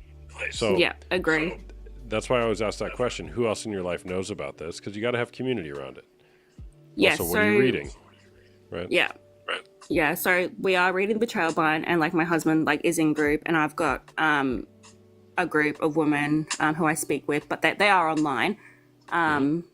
But so we both have community that way, and obviously we're seeing different people. And my husband's like reading a different book. What were you reading? Oh, Help Her Heal. It's like a workbook by hey, you've heard of it? Yeah, I have it right here. You got it? I have all the books. I love it. Did you guys just go buy everything on my resources list, or? I came across you just today, and I was like, hey, this is really interesting. Me and my husband have just been listening to the discourse. Yeah, so it's just been really interesting, I guess, to listen. And well, let me just tell you, every live of mine is so different. Tonight was a disaster, in my opinion. But come back tomorrow; it's going to be way different. Okay, I will do that. But also, like, it's really good that there's a lot of literature coming out now around like how damaging porn is to men's brains. Like it is, well, everyone's brains, but obviously to the addict's brain. And statistically speaking, it is more men than women. And so like the literature around that, I think if people, like, I find it really difficult sometimes to talk about this stuff because obviously like I'm a betrayed partner, I could come off as jaded, but it's like, no, if you actually dive into the literature and see what's being written about how porn is affecting men, their families, their children, and how society is set up in a way that essentially sets men up to fail. And then there's this like internalized, I don't know, I don't really like the term like toxic masculinity, or, you know, but I love that term. I love that. And then all these men have these, you know, you got to be a man's man, you're not allowed to have your feelings, and you know, it's so normal to lust over women and to watch pornography, like that's what men do. No, wrong. Men, deal with your crap and grow up. Like, you know what I mean? And I'm not minimizing it by saying deal with your crap. Like, I know there are such horrendous, that's like, a very deep unempathetic way of saying it, but I get what you mean. Absolutely it is. Absolutely it is. But, and I know that there's like, the root of it is like so many unhealed wounds. And so I just wish that society would support men in a way that they are allowed to be wounded and to go through that. Like, you know what I mean? Yeah, for sure. Tell your husband if he wants, maybe you already have it, but put this book on his list, To Be a Man. A true guide to masculine power. This is like the antidote to toxic masculinity. Wonderful. Yeah. All right. Well, thanks for sharing. And tell your husband good job. And for you, good job for healing through that and you know, striving to work through it. Thank you. Yeah, thanks for sharing. Bye-bye. All right. Bye. I think I have that book, Krista. I think I actually did read it a long time ago. Maybe I'll buy it again. Maybe somebody gave me that. Anyways, is it good? All right, James, where'd you go, man? Did you figure it out? Oh, there we go. All right. Oh, whatever. I can message him now.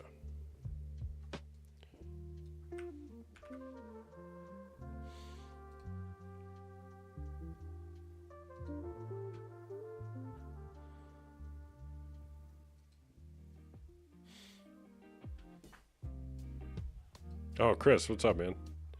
Wait, are you Chris? You've been on here, right?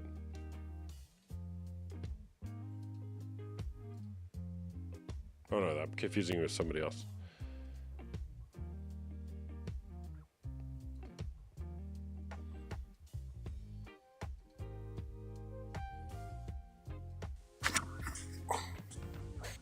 Hey there, what's going on? What's going on, man? How you doing? I'm doing good, thanks. What's up?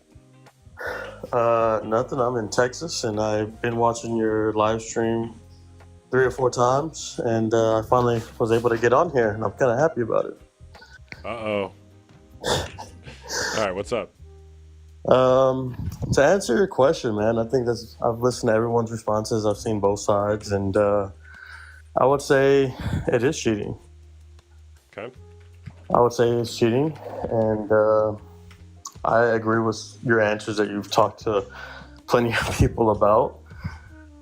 And I would say the biggest reason why is because the person you marry or the person that you make a commitment with, that's the person you're supposed to love and find different ways to love them. And it doesn't have to result to sitting here to imagine having sex with somebody else.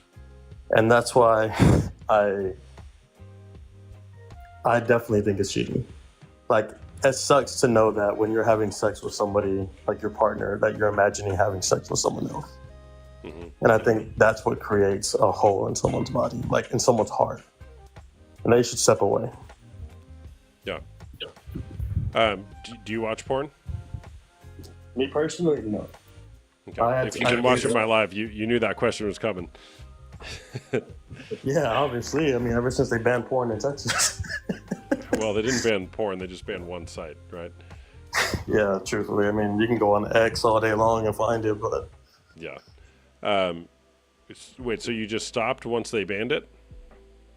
No, I stopped previously because I knew I wasn't giving my all into my relationship.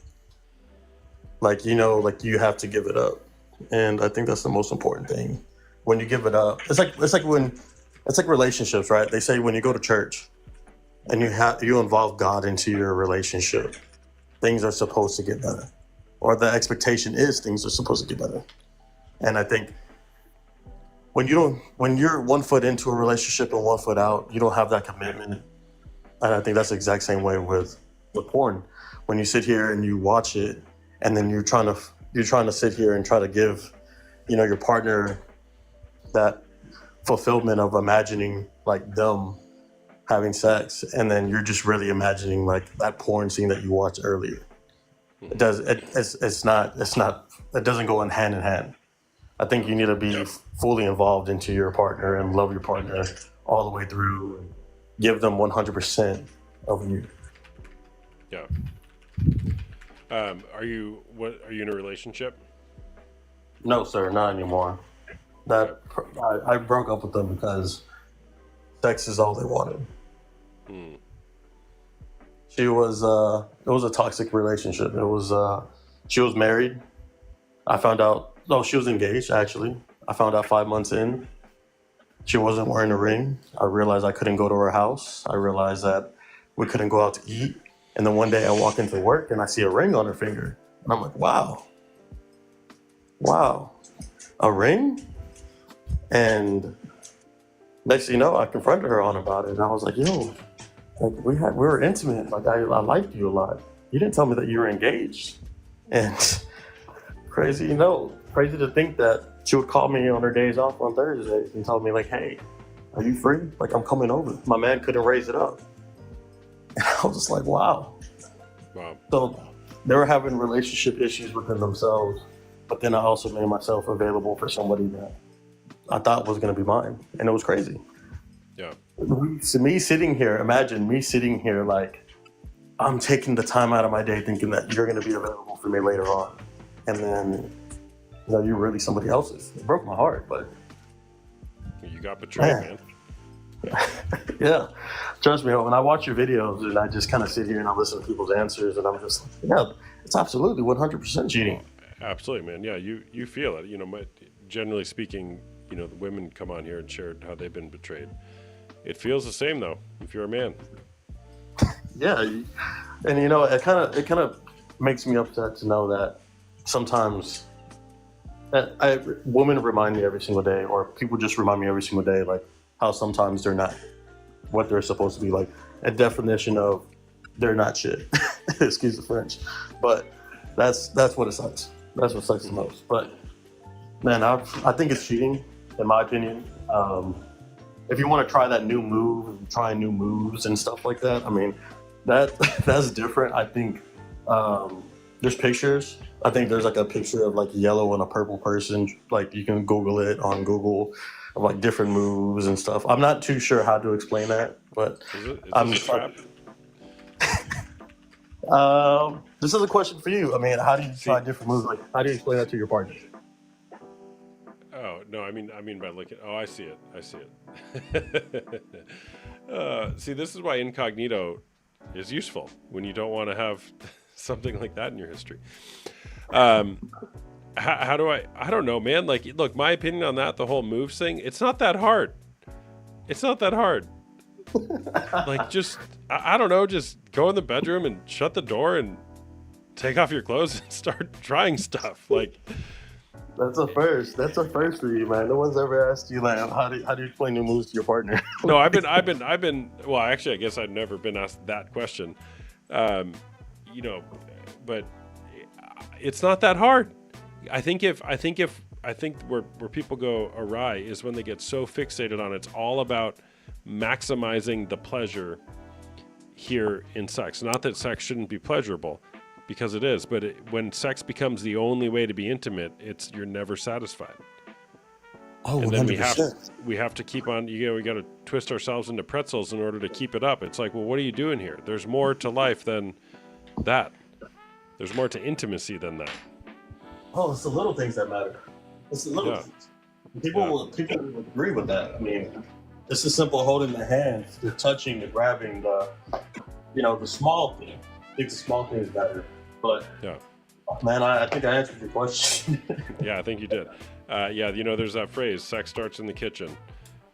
I didn't used to be a fan of that one.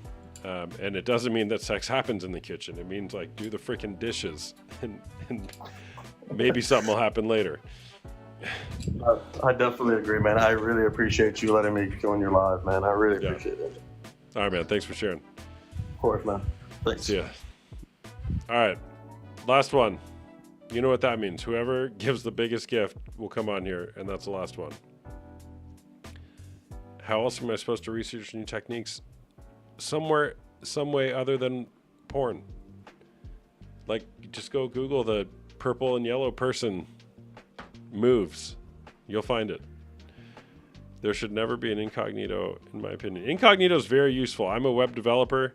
Incognito is a very useful tool. Just like a lot of tools, they can be used for good or they can be used for bad. Right? Like Reddit. Reddit's not a bad site. There's a dark side to Reddit, though. Twitter, X, not a bad site. There's a dark side to it. Incognito, not a bad tool. It can be used wrong. I'm not saying you're wrong, Crystal. It's just, when people use things for something other than their intended purpose, it can be wrong.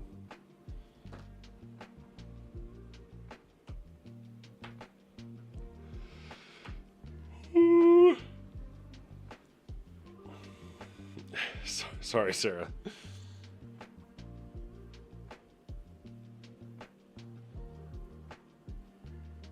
Thanks for letting me sit and listen. Well, you're welcome. I didn't let you. You just did it. And you weren't rude in the comments, so you didn't get banned.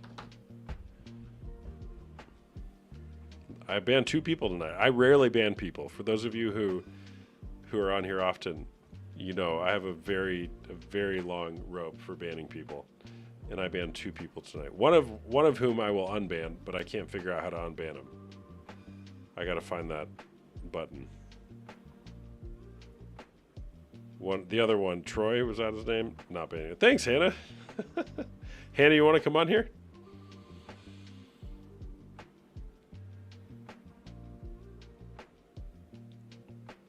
All right, nobody's giving me a gift. Wow.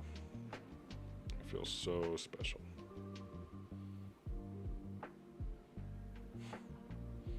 Are you sure? Are you sure, Hannah?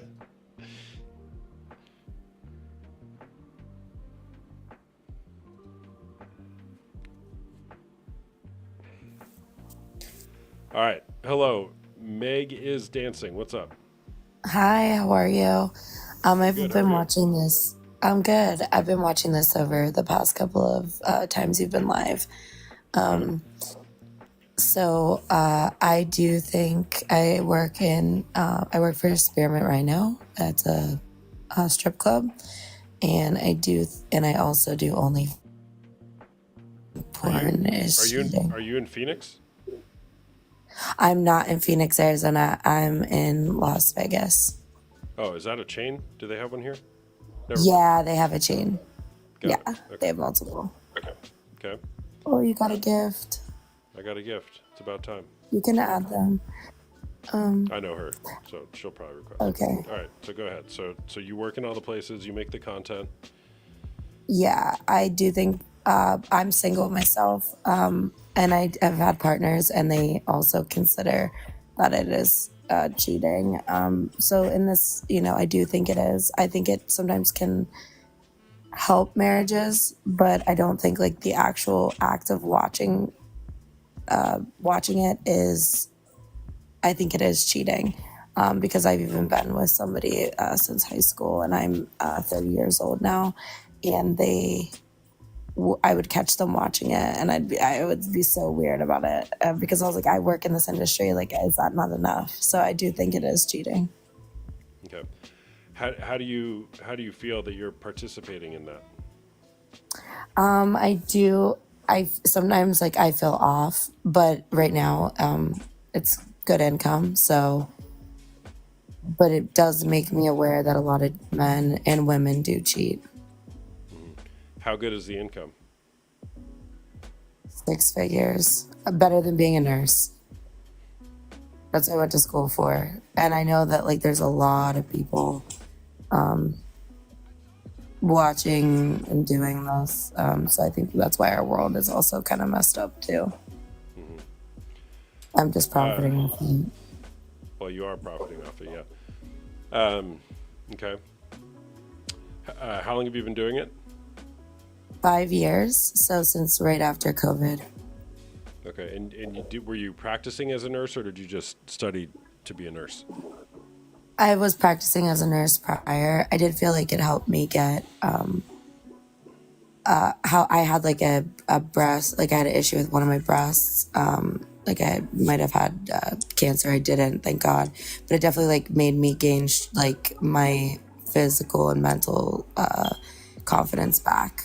So Did I just hear a smoke detector chirp go off? yeah, it's on top of the stairs. It's All on right, top of the stairs. Meg, take I'll some of fix that it. money and get that thing fixed. Listen, I know about that. I literally was going to say earlier, I had a streak of like every day going live for like 2 months. Somebody would have a smoke detector chirping, and I haven't heard one in like 2 weeks. I'm so sorry. And here we are. It's above the stairs and I can't get to it. It's like I have to put a ladder near the stairs. And I feel like my dogs will push me. Like, you know what I mean? Yeah. All right. So, do you think that there's anything like morally wrong with what you're doing? Absolutely. Because there's married men that come in, and I'm constantly dealing with married men. And sometimes I feel like it helps them stay in a relationship if it's just a dance.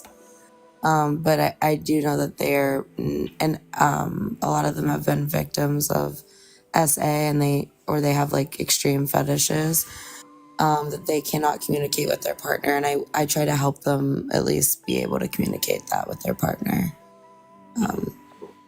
But other than that, no, I mean, when I get married, or if I ever get married, I don't want, I mean, I can't, I don't know if I can help it, but I can at least steer away from it.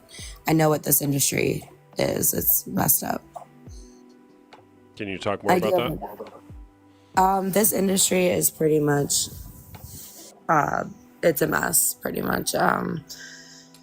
For me, I've been able to keep my head on straight and be able to make money, but it causes cheating, 100%. It causes at least the mind to not want their partner as much. They're spending money that's taking away from family, time. They have kids. In what way? Can you ask me in what way, or do you think it's messed up? I mean, it's... Well, you said the industry is messed up and you're in it, so I want to know more. Oh, yeah. I mean, perspective. From my perspective, I mean, there's all kinds of things that are messed up in it. But sorry, I'm reading the comments. I'm praying I find another job. I danced so many years ago. I like it right now. I think if you have your head on straight, you don't using drugs, and you're able to save money and get out of it, then it's good. But porn definitely, it definitely leads to cheating, and also strip clubs lead to that as well.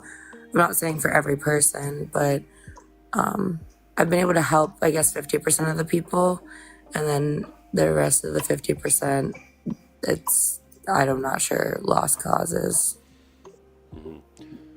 But so in my point of view, I mean, it's cheating the second you walk into the strip club and pay for something. Absolutely. Okay. You said it leads to cheating. I would say it is cheating. Pretty. Oh yeah, it's cheating. Just like looking. I agree with that 100%. I really do. I know kind of what I'm doing is wrong, but I've been able to profit on it. So. Okay. Is there anything else you'll do that you view as wrong for profit?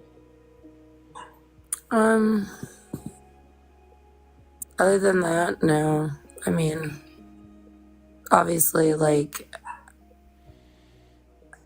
I think that I don't know. You got me there. I just think that, like, I come from a Catholic school background. I don't think I had a wild phase. So this is definitely my wild phase. And in college, I was like, too much pressure put on me. So this is definitely my wild phase. But I think that it's always what the person is looking for when they come in. Some people are just looking for companionship. They can't be alone. There's like a lot of fetish work, like BDSM.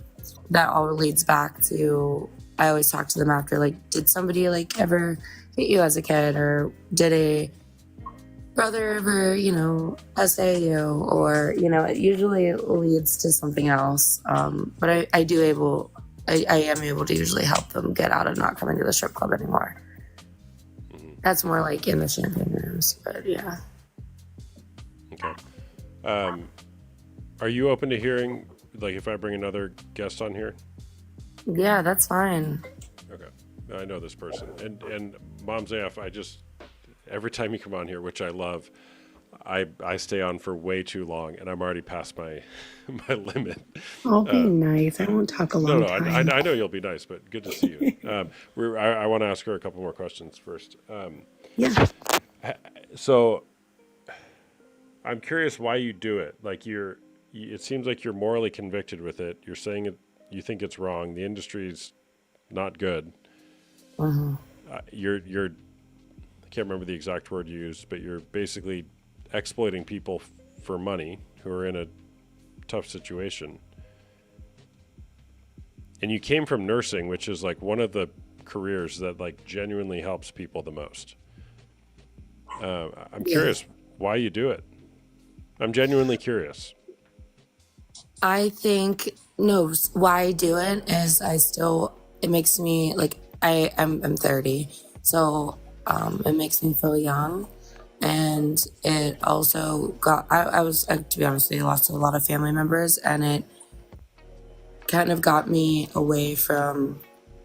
I used to be a bottle girl in Vegas. I guess we can go back to like that right in my early like 20s, right out of college, and I was also in a domestic violence relationship, and it helped me get my confidence back, and it was helping me have a better connection with men, even though they might not be the best men.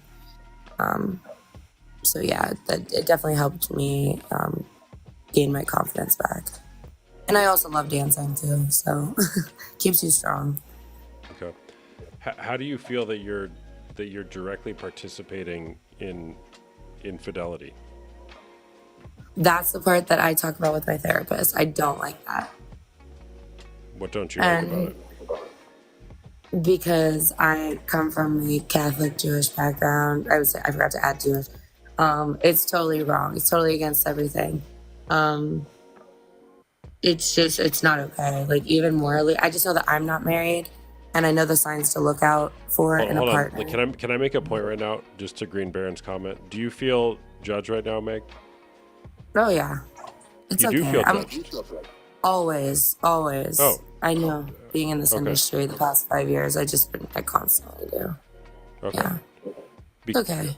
Was it from what I'm saying, or just in general you have that feeling? Just in general. Okay.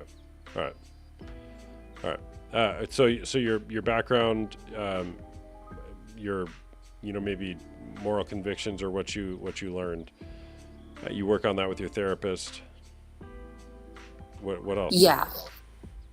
I also work on like self-confidence, and then just stacking money away so I can go back to nursing. But because I lost a lot of family members, it was hard for me to be a nurse. So yeah, totally. But yeah. Mom Zayaf, you wanna chime in? Hey. Hi, Meg. How are you? I'm okay. How are you? Good. So just so you know, no judgment here. Okay, it's hard, I think, on your end and on this end. So thank you for letting me chat with you for a second. First of all, I just want to say how much I appreciate you coming on and just being super open and like literally being like, here's my life. Like, let's just share it for the world and basically be okay with the comments. And, I was one of the probably not very nice comments in the beginning because it is hard. But thank you for not just jumping off. So coming from a perspective of one of the kinds of women that would find out that maybe my husband would have visited your location. Okay. You got raw and honest, so here we are. And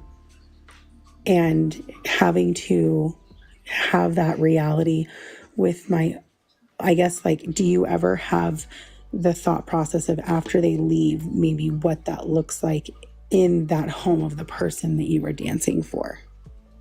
Like, how do you process that? I like, because you sound like such a wholesome person. I'm just struggling. You sound so sweet. Yeah, I do. I usually ask about their family, and usually it's something like deep down rooted. It's not even what's going on at home. Usually, it's something that they're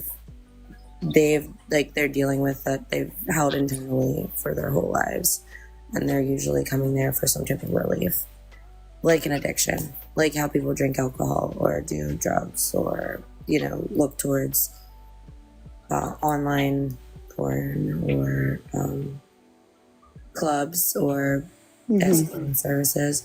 So it usually has something to do with what's going on at home 90% of the time, from what I hear. Well, it's probably closer to 100% of the time. It always has to do with something else. Yeah, I mean, you see that firsthand. Yeah, and I usually try to talk, when I'm doing the dances and stuff, I would say I'm different. I usually try to talk to them about why they're here, and obviously you do want a repeating client, but those repeating clients are never going to come out of that space. That's why they're never going to get out of that space unless they really seek professional help. But I do know the repercussions at home. Something that I really like that you said was that, like, you talk to them and it's like, it's rooted from something else. But I want to kind of take it back to something that I remember that you had shared as to why you do it and why you left nursing. And they're very similar. Oh, yeah. Right? Because you had all the loss of all your family members, which, by the way, I am so sorry that happened. But it sounds like kind of on opposite spectrums, but it's the same reason. Absolutely, yeah. It's kind of like a trauma bonder. And I mean, sometimes, like, I've also had customers that have, like you have no idea, like, the things that I've heard that they've told me that has happened to them in their lives. And they're like, I've never told anybody this before. So it's more like a therapy session, except I'm naked. Do you know Annie? I was laughing at your hesitation. I'm sorry. It's okay. Do you know Annie? I know a couple. A lot of people have the same name. Is it the You're in Las Vegas? Yeah. So she is with Strippers for Jesus. Oh, yeah. I follow her. Annie? Absolutely. Yep. Okay. Yeah. Okay. We've done a lot of work with her up here in Sacramento area where I'm from. And I just wanted to bring it up just for any time, even just a conversation or questions. She's such an amazing resource there in Vegas for like your industry. Yeah. I follow her. I'll definitely reach out. Yeah, she'll talk to you. Okay, and I would also follow you. Yeah. I mean, I definitely, like, it's not an industry that I plan on staying in unless I make, like, more money. But, like, it's in and out. And I do know the repercussions that it can affect my family if I have children, or I've already talked about that. But right now, I mentally can't go back to nursing. Like, probably, couple more, maybe like 2 more years. I still, like, yeah, but it definitely, all that stuff leads to infidelity. Like, it's all wrong. But I don't know, like, in our society, how we stop people from doing it. Well, you kind of know where it stems from because you've acknowledged that, right? Right. And so, I mean, and you can help me too, but I mean, first of all, you usually starts on a screen, right? Either something happens in the home or it starts on a screen. And then that is no longer enough. And then they have to go back to physical or start the physical. Whether it's just visiting. Did that make sense, or am I totally not making sense? Just explain that to me one more time. I'm sorry. Yeah. So there's a chemical reaction that actually happens in the brain that no longer gives that response when it's like a dopamine hit, right? Right. And it no longer gives that after a certain period of time. And so then they have to go to the next bigger hit. So if they were only looking at certain things on a screen, what we're talking about on here, and then that doesn't do that anymore, then they have to come and visit someone like you or, other people. Right. And so it's kind of like helping that addiction along in a way. For sure. I know. Yeah, the industry is like that. It just keeps sucking people in. And I've seen, like, and I know some girls can't, like, mentally handle it either. I've seen girls pass away the past 5 years. I had a best friend pass away. I've seen domestic violence. I've had customers, pass away due to their own behavior. Yeah. Thanks for sharing, Meg. How are you feeling about this conversation? But yeah. Can you hear me? Hello?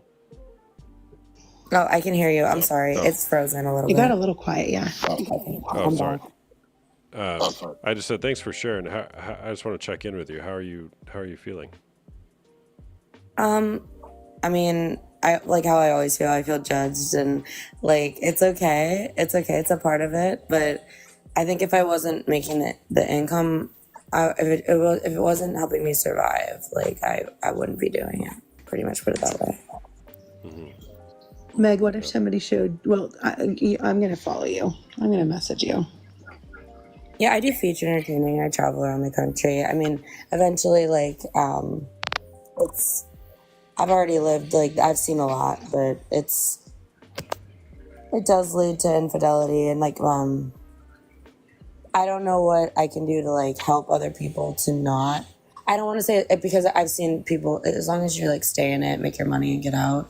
But as far as people being addicted to it, they can also be addicted to the life. The girls can also be addicted to the lifestyle of like the money and the the people in it and filming and just going in and like that lifestyle every night.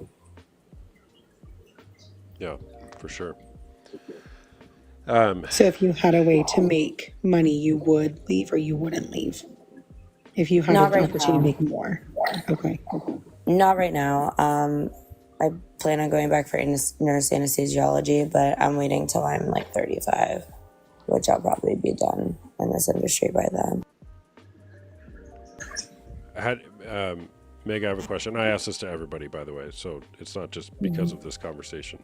But what do you think is one thing that stands out to you that's missing in your life that you're wanting to be different? I think one thing that really stands out to me is like the loss of family. So it kind of gives me company when I go to work. I know that sounds messed up. My dad is in my life. My dad's still alive. But like everybody else is pretty much deceased. So, he does know I do this, but he worked in the music business. He was a tour manager. So he's just like, whatever, just make your money and get out. So you have to understand that I'm in a different perspective than, most people.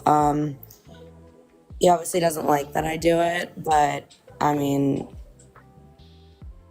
like I said, I'm sorry, ask me that again. What's most missing from your life? Missing, I think definitely a relationship with someone. So those kind of give me like little relationships with people without being fully committed to someone, as messed up as that sounds, without having to like actually do anything. Yeah. All right. Well, thanks for sharing. I rarely give advice. Can I give you one piece of advice? Well, you can absolutely give me advice. I wouldn't have came on. Freaking change your smoke detector battery. I'm gonna do that. It's driving me nuts. I'm sorry. I can't imagine what you're going through. It's above the stairs, and I'm afraid to put the ladder on there. I had to call my landlord because I don't want to fall. Because have your landlord do it. Well, Meg, thank you for sharing. Mom's AF, anything else you want to add? More than anything, just realize that you're worth it. You're worth more than what you're getting paid. And that who you are cannot be determined by any amount of money. And I really, really hope that one day that you understand your value and your worth. And I mean that from the bottom of my heart, being the woman that the husband would have visited you. Oh, you're like, okay, so you're... And my kids know. Like, my kids would have known about you. My family would have known about you. The community would have known, because I wasn't quiet about my infidelity in my marriage. Okay, so can I say something about my life? Yeah. Like, what happened? And then I know you want to get off.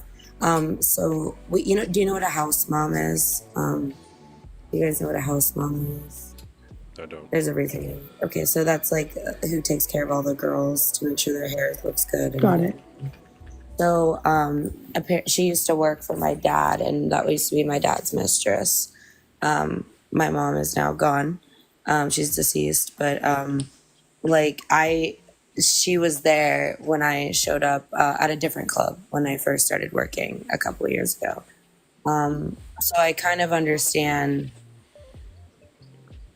It made me understand what my mom was going through a little bit, but I just think it's like you have to sometimes understand why the people are doing it. But I'm saying not everybody's like me, you know what I mean? So I have met like my dad's mistresses prior, but you have to understand he was a tour manager, so that's not a normal job either. But so I can see on your end as well. But sometimes girls can think that they can ruin like dancers or anybody in the like SW worker. They think that they can they get so obsessed. They think they can take a husband, but that really they're always going to come back home. 90%, I would say 90 to 80% of the time they always go back home. And we won't always take them back. Keep that in mind too. Yeah, no, I totally understand it from your end. No, I totally understand. Like my thing is, it's time for you to go home. That's what I always say. Like you need to go home. And that's I'm like, I need to go home. That's enough. Yeah. So, but just so you know that there's probably like 50% of girls that's not gonna take your person. Well, and with that being said, though, I if I can ask just one thing, and when you are doing what you're doing, think about the families also, not just the other person. I know. I wonder that with like the kids, if they're not home at night when they should be home with their kids. I'm totally aware of that. Because I know that my dad did it to my mom. So I mean, not saying that I'm like repeating trauma history. I've already talked about that in therapy. It just kind of ended up this way. Yeah. All right. Thanks for sharing, Meg. And Meg, for real, the smoke detector thing is real, but also, and again, I'm just gonna anybody. Shoot it down. Yeah. You are valuable, and I can tell that there's an inner confliction with what you're doing. No judgment. Yeah, never there judge is. a person. Well, no, there's a principle I live by. Don't judge another person for what they're doing, because I probably would have done the exact same thing if I was in the exact same position. Yeah. And I just know, and this is universal, there's always more for us. There's always more available for us. And that's the principle, is what is that more for you? Right? So. Right. That's anesthesiology school next, and a little bit of money to save if I do get married. I appreciate all of you guys, and Mom AF, thank you. You can reach out to me if you want me to do any research. I can find out you. Yeah, and I'll add you. Thank you guys. Thanks for sharing, Meg. Thanks. Thanks, Moms AF. Good to see you. All right. Krista, what did you ask me? Oh, how to talk to your kids about it? What was your question? All right. I got to go to bed. I'm so tired. No more guests. For now. Okay. So here's the thing. I actually have a live schedule now, which you've all been waiting for. I just know it. So my next live will be on Thursday at 1 p.m. Pacific or 4 p.m. Eastern time. We're going to do it during the day instead of at night. I can't keep doing this late night thing. I love it, but I'm useless the next morning. So 4 p.m. Eastern, 1 p.m. Pacific on Thursday will be my next live. Tonight was a weird live. They're all in Central Time. Central's 2 hours from me, so that would be 3 p.m. Central on Thursday. Every live is so different. We got off to a rough start tonight. I feel like it just changed the tone. But whatever. Were you entertained? It's not about entertainment, though. It's about lives impacted. Maybe one life was impacted tonight. Thank you all for being here. My name is Austin Hamilton, also known as Porn Coach. I do one-on-one coaching as well as group coaching, both for men dealing with porn or sex addiction, and women dealing with betrayal trauma, and anybody dealing with something in life that they want to be different, also known as grief. So if you're interested in my coaching, you can schedule a discovery call with me. It's $25. Link is in my bio for that. A bunch of you did that tonight, which is awesome. Or you can just join one of my coaching groups. It's $99 a month, and it's an hour and 15-minute weekly Zoom call where we dive into real topics about your life. Tonight on my men's call, we talked about our dads. Pretty sure half the guys were crying. Porn and sex addiction is not a porn and sex problem. It's a how you deal with life problem. And we all have these traumas from the past that get stuck in us. And we got to work through them. So, if that's interesting to you, go to the link in my bio. You can schedule a call with me if you want to chat more, or just join one of my groups. And yeah, $99. It's an incredible value, Jazz. I honestly haven't found a group. Most groups where it's a weekly thing, they charge roughly $35 per group. So I believe it's a great value, and the people in the group say that as well. And if it's not for you, it's not for you. No problem. Come here on TikTok. Thanks for being here, everybody. I always appreciate the conversations. Give us something rated. What's my unpopular opinion of the night? What's my unpopular opinion of the night?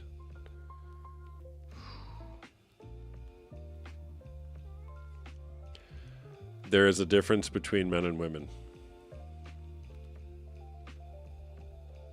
That's my unpopular opinion of the night.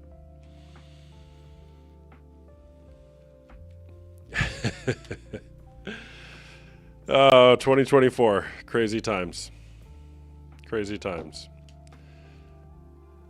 That's the most political thing I've ever said on here.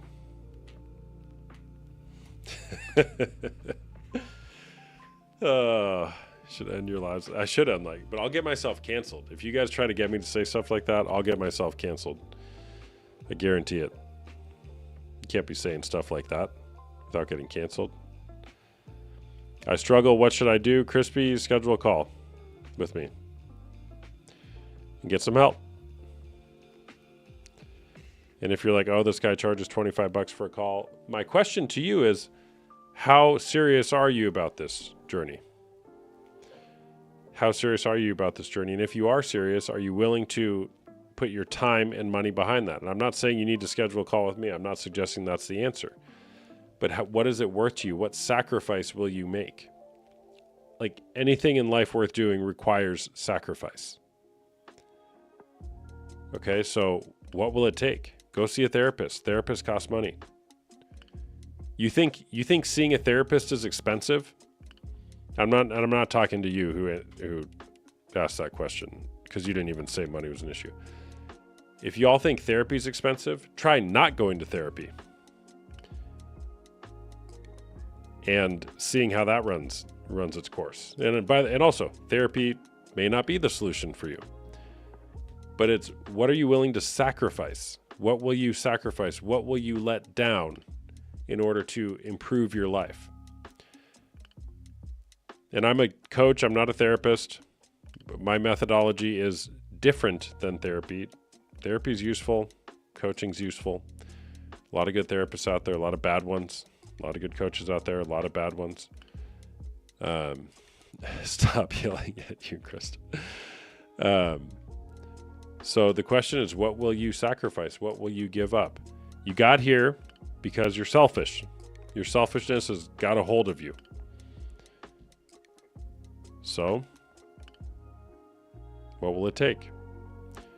And for women who have been betrayed and you feel like you've lost your voice and he won't listen, look, that's what my women's groups are about. Healing through betrayal trauma and empowering women to take a stand for themselves in a new way, to stop tolerating.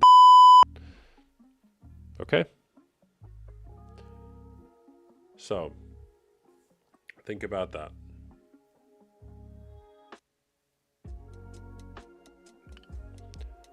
Think about that. What do I think about the app Ever Accountable? I think it's a useful accountability app. And accountability apps are part of the equation. They're very useful. However, the goal is I think that accountability apps are useful to buy time so that the inner work can occur, the inner healing can occur.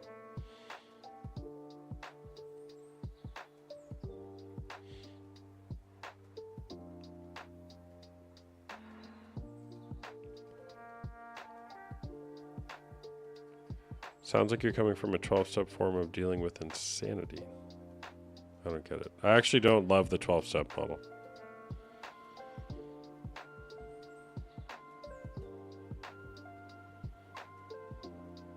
Accountability app costs a lot of money. TSB Dark, did you hear what I just said?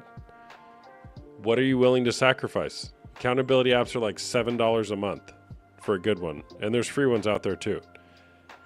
But let's just say, I don't even know if you're a man or a woman, TSB Dark. Let's say you're a man or a woman. Doesn't matter. What if the accountability app was the solution for you? And it led to freedom from porn forever. Would that have been worth $7 a month?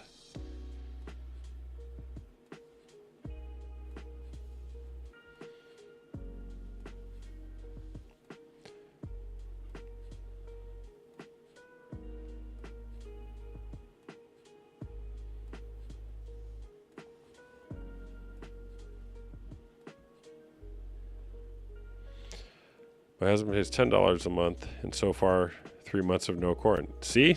Was that worth $30, Cassie? I bet it was. Thanks for sharing. What's a good accountability app? I like Ever Accountable.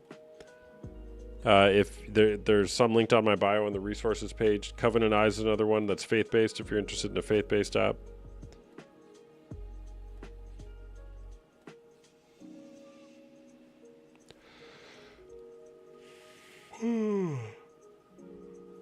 Do I look tired? Like in the eyes? Oh, did we hit? I think I hit 28,000 followers. I did. Let's go. You know what I should do? I should just let there's 9 people requesting right now. I should just let 9 people on and then go to bed. What could go wrong? I'm not going to do it though. Why pay $10 a month to not watch something I enjoy? Is your girlfriend there? Your partner? Let's get her on. That's my favorite when I say that and they actually get their partner. This is recorded. If you want to watch the full recording, go to YouTube. I might delete this one though. I don't know. The first hour was real rough.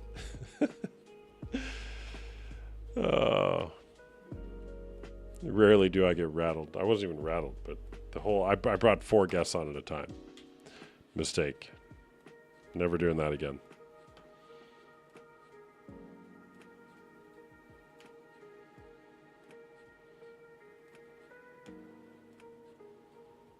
These girls used to be little kids asking Santa for presents. What is even... Wow, that's a good way to put it. I'm not going to delete it. You can go look at it on YouTube. Just look at some of your clips. You make a lot of sense and seem really good at what you do. Thanks, Dr. Cindy. However, I didn't feel like that tonight on this live. What kind of doctor are you?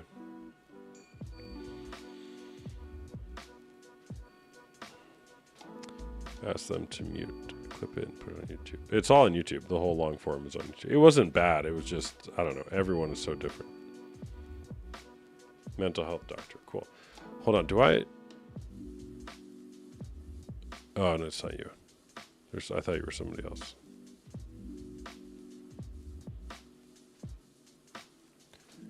What happened? Nothing happened. I brought 4 guests on. The first one, okay, this live started. I brought four guests on. One was a woman who was, broadly speaking, very pro-porn. And I had 3 men on who were very opposed to it. And that's never happened before. She was digging her heels in pretty hard. And then the next 4 people, I can't remember what. Oh, I then got distracted by this guy in the comments. And then I kicked him off. And then I brought 4 people on. And then I couldn't pay attention to the 4 people because this guy in the comments. And then I warned him and then I banned him. And then he came on another account. And then like people are crying in the live boxes. I didn't even know what was going on. We got off to a interesting start. Yeah, I don't even know. The very beginning of this one, the audio didn't work, but if you do go back on YouTube, it gets fixed after just a couple of minutes. You couldn't hear me at first, but you could only hear the guest.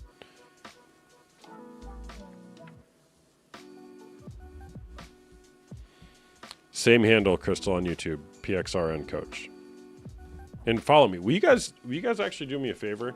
I feel like I've got a lot of regulars now, and I'm serious. Will you guys please go follow me on YouTube and Instagram? Like, I would really appreciate it. My content does reasonably well on TikTok. I'm actually going to end my live on Instagram right now. But I have 907 followers on Instagram, and my videos just don't perform, and I haven't put a lot of thought or research into it. But I feel like if I have more followers, it'll help. Look at that, 909. Thank you.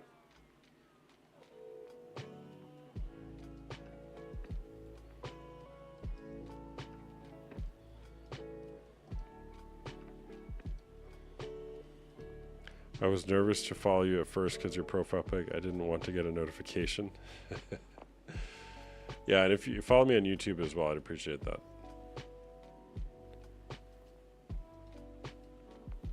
$9.09, can we get to $9.10? Oh, $9.13, thank you guys. Let's go.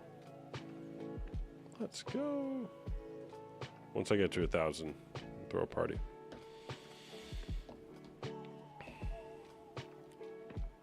New reg after tonight, gonna follow on YouTube. We'll be booking ASAP. Thank you. Thank you. Do I have merch? I do have merch.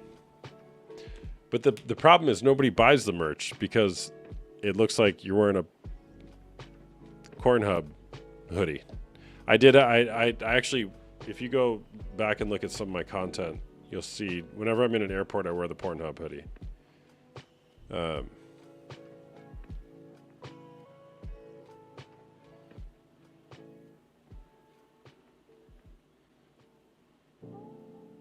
But I live in Arizona, so I don't wear hoodies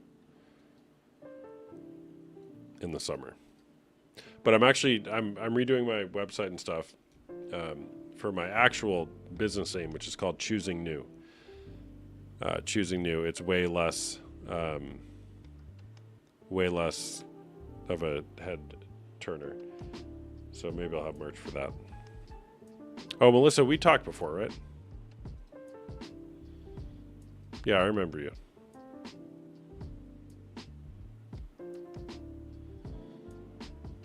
Can I request if I gift? How big is the gift? Give me a galaxy and I'll bring you on. I don't even know what that's worth, but it's like galaxies are the thing everybody wants. There's still 13 people waiting. What are you guys waiting for?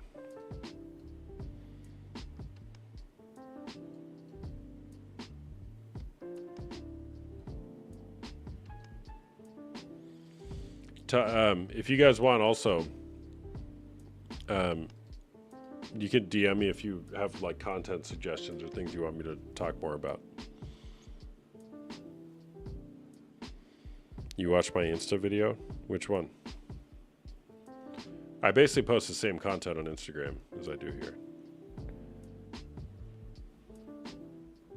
Oh my gosh, Stella's actually going to do it. Now I have to stay on here. Hold on, Stella, don't do it. I'm serious. I want to go to bed. Can you come on next time? Can I ask how your wife handled finding out what you've done? Well, just about as well as a 8-month pregnant woman would when she found out that her husband's cheating on her. In the middle of a monsoon in Arizona.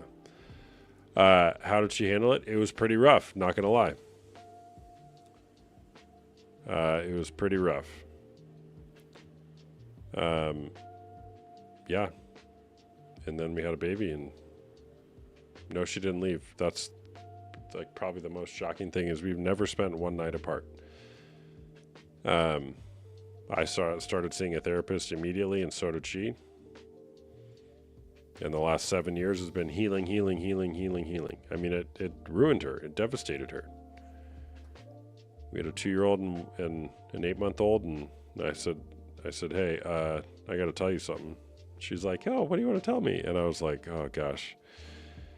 And I told her. And it was terrible. Hit her with a bus. And here's the thing is, you can come back from it. You can restore a marriage. You can restore a relationship. It requires, in my opinion and experience, two people doing a lot of work.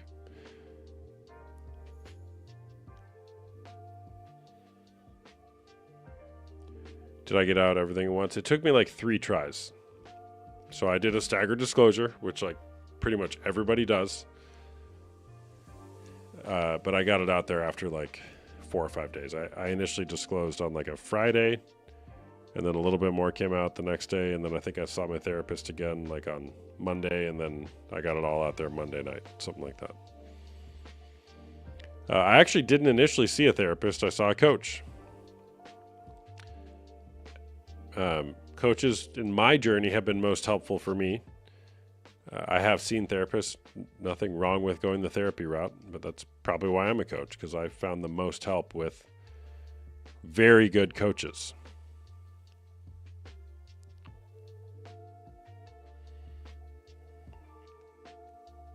What did the coach do differently? How do I put this without throwing therapists under the bus?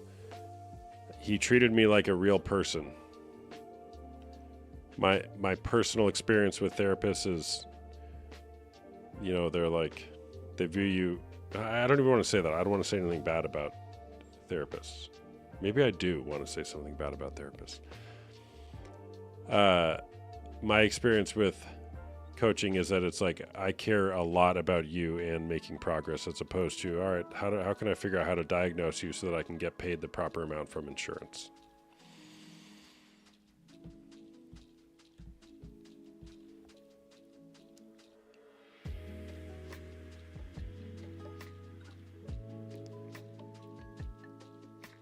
Do you think maybe coaches are better because they can relate? I don't think either one's better or worse. I mean, look, there's a lot of trash coaches out there. Yeah, it's just different. I think it in many cases it just comes down to like, what's the right fit? Do you feel like it's a good fit for you? Now, I think I have bias as well, because I tend to talk to a lot of people who have worked with therapists for a long time and don't make any progress, and then I start to question, like, what are these people doing? But again, it's anecdotal. It's not. I don't want to be. I have friends who are therapists that are very good, so I can refer you to one if you want a therapist. Yeah, exactly. Your mom. It's like the passion. If you care, that's what my clients tell me. Is they're like, I feel like you actually care about me and the outcome we're going for. I'm like, well, because I do. As opposed to just being a number.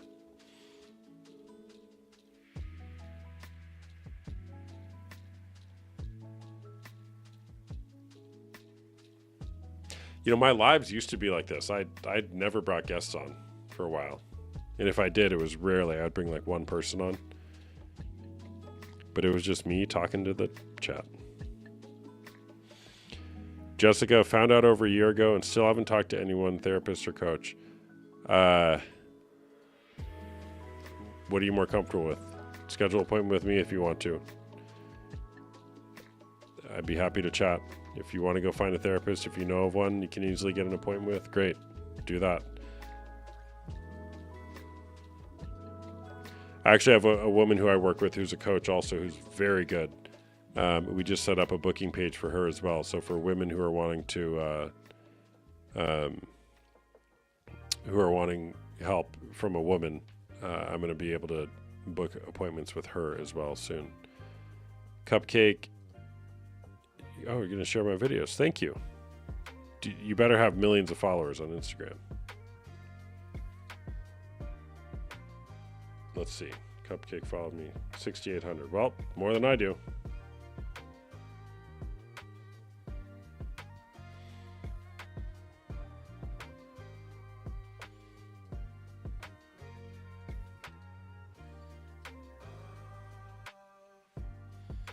Yeah, early on my videos did much better on Instagram, but I don't know. I haven't focused on it as much. Who said that about coach or therapist? Jessica. Jessica, I would just say, just start. Just get started. Again, I'd love to chat with you if you want to do that, but just if you're asking that question, oftentimes I feel like people are trying to find the perfect or the right solution, which is fine. However, analysis paralysis. Just get started. Go tell someone. So much of the healing journey, especially with betrayal trauma, is realizing you're not alone. That's what my groups provide, is like, you're not alone in this story. You're not the only one experiencing this.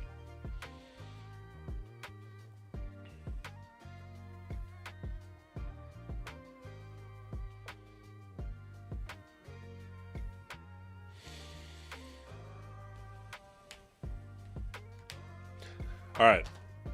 I think it's time to go to bed. I know it's time to go to bed. Thank you all for being here.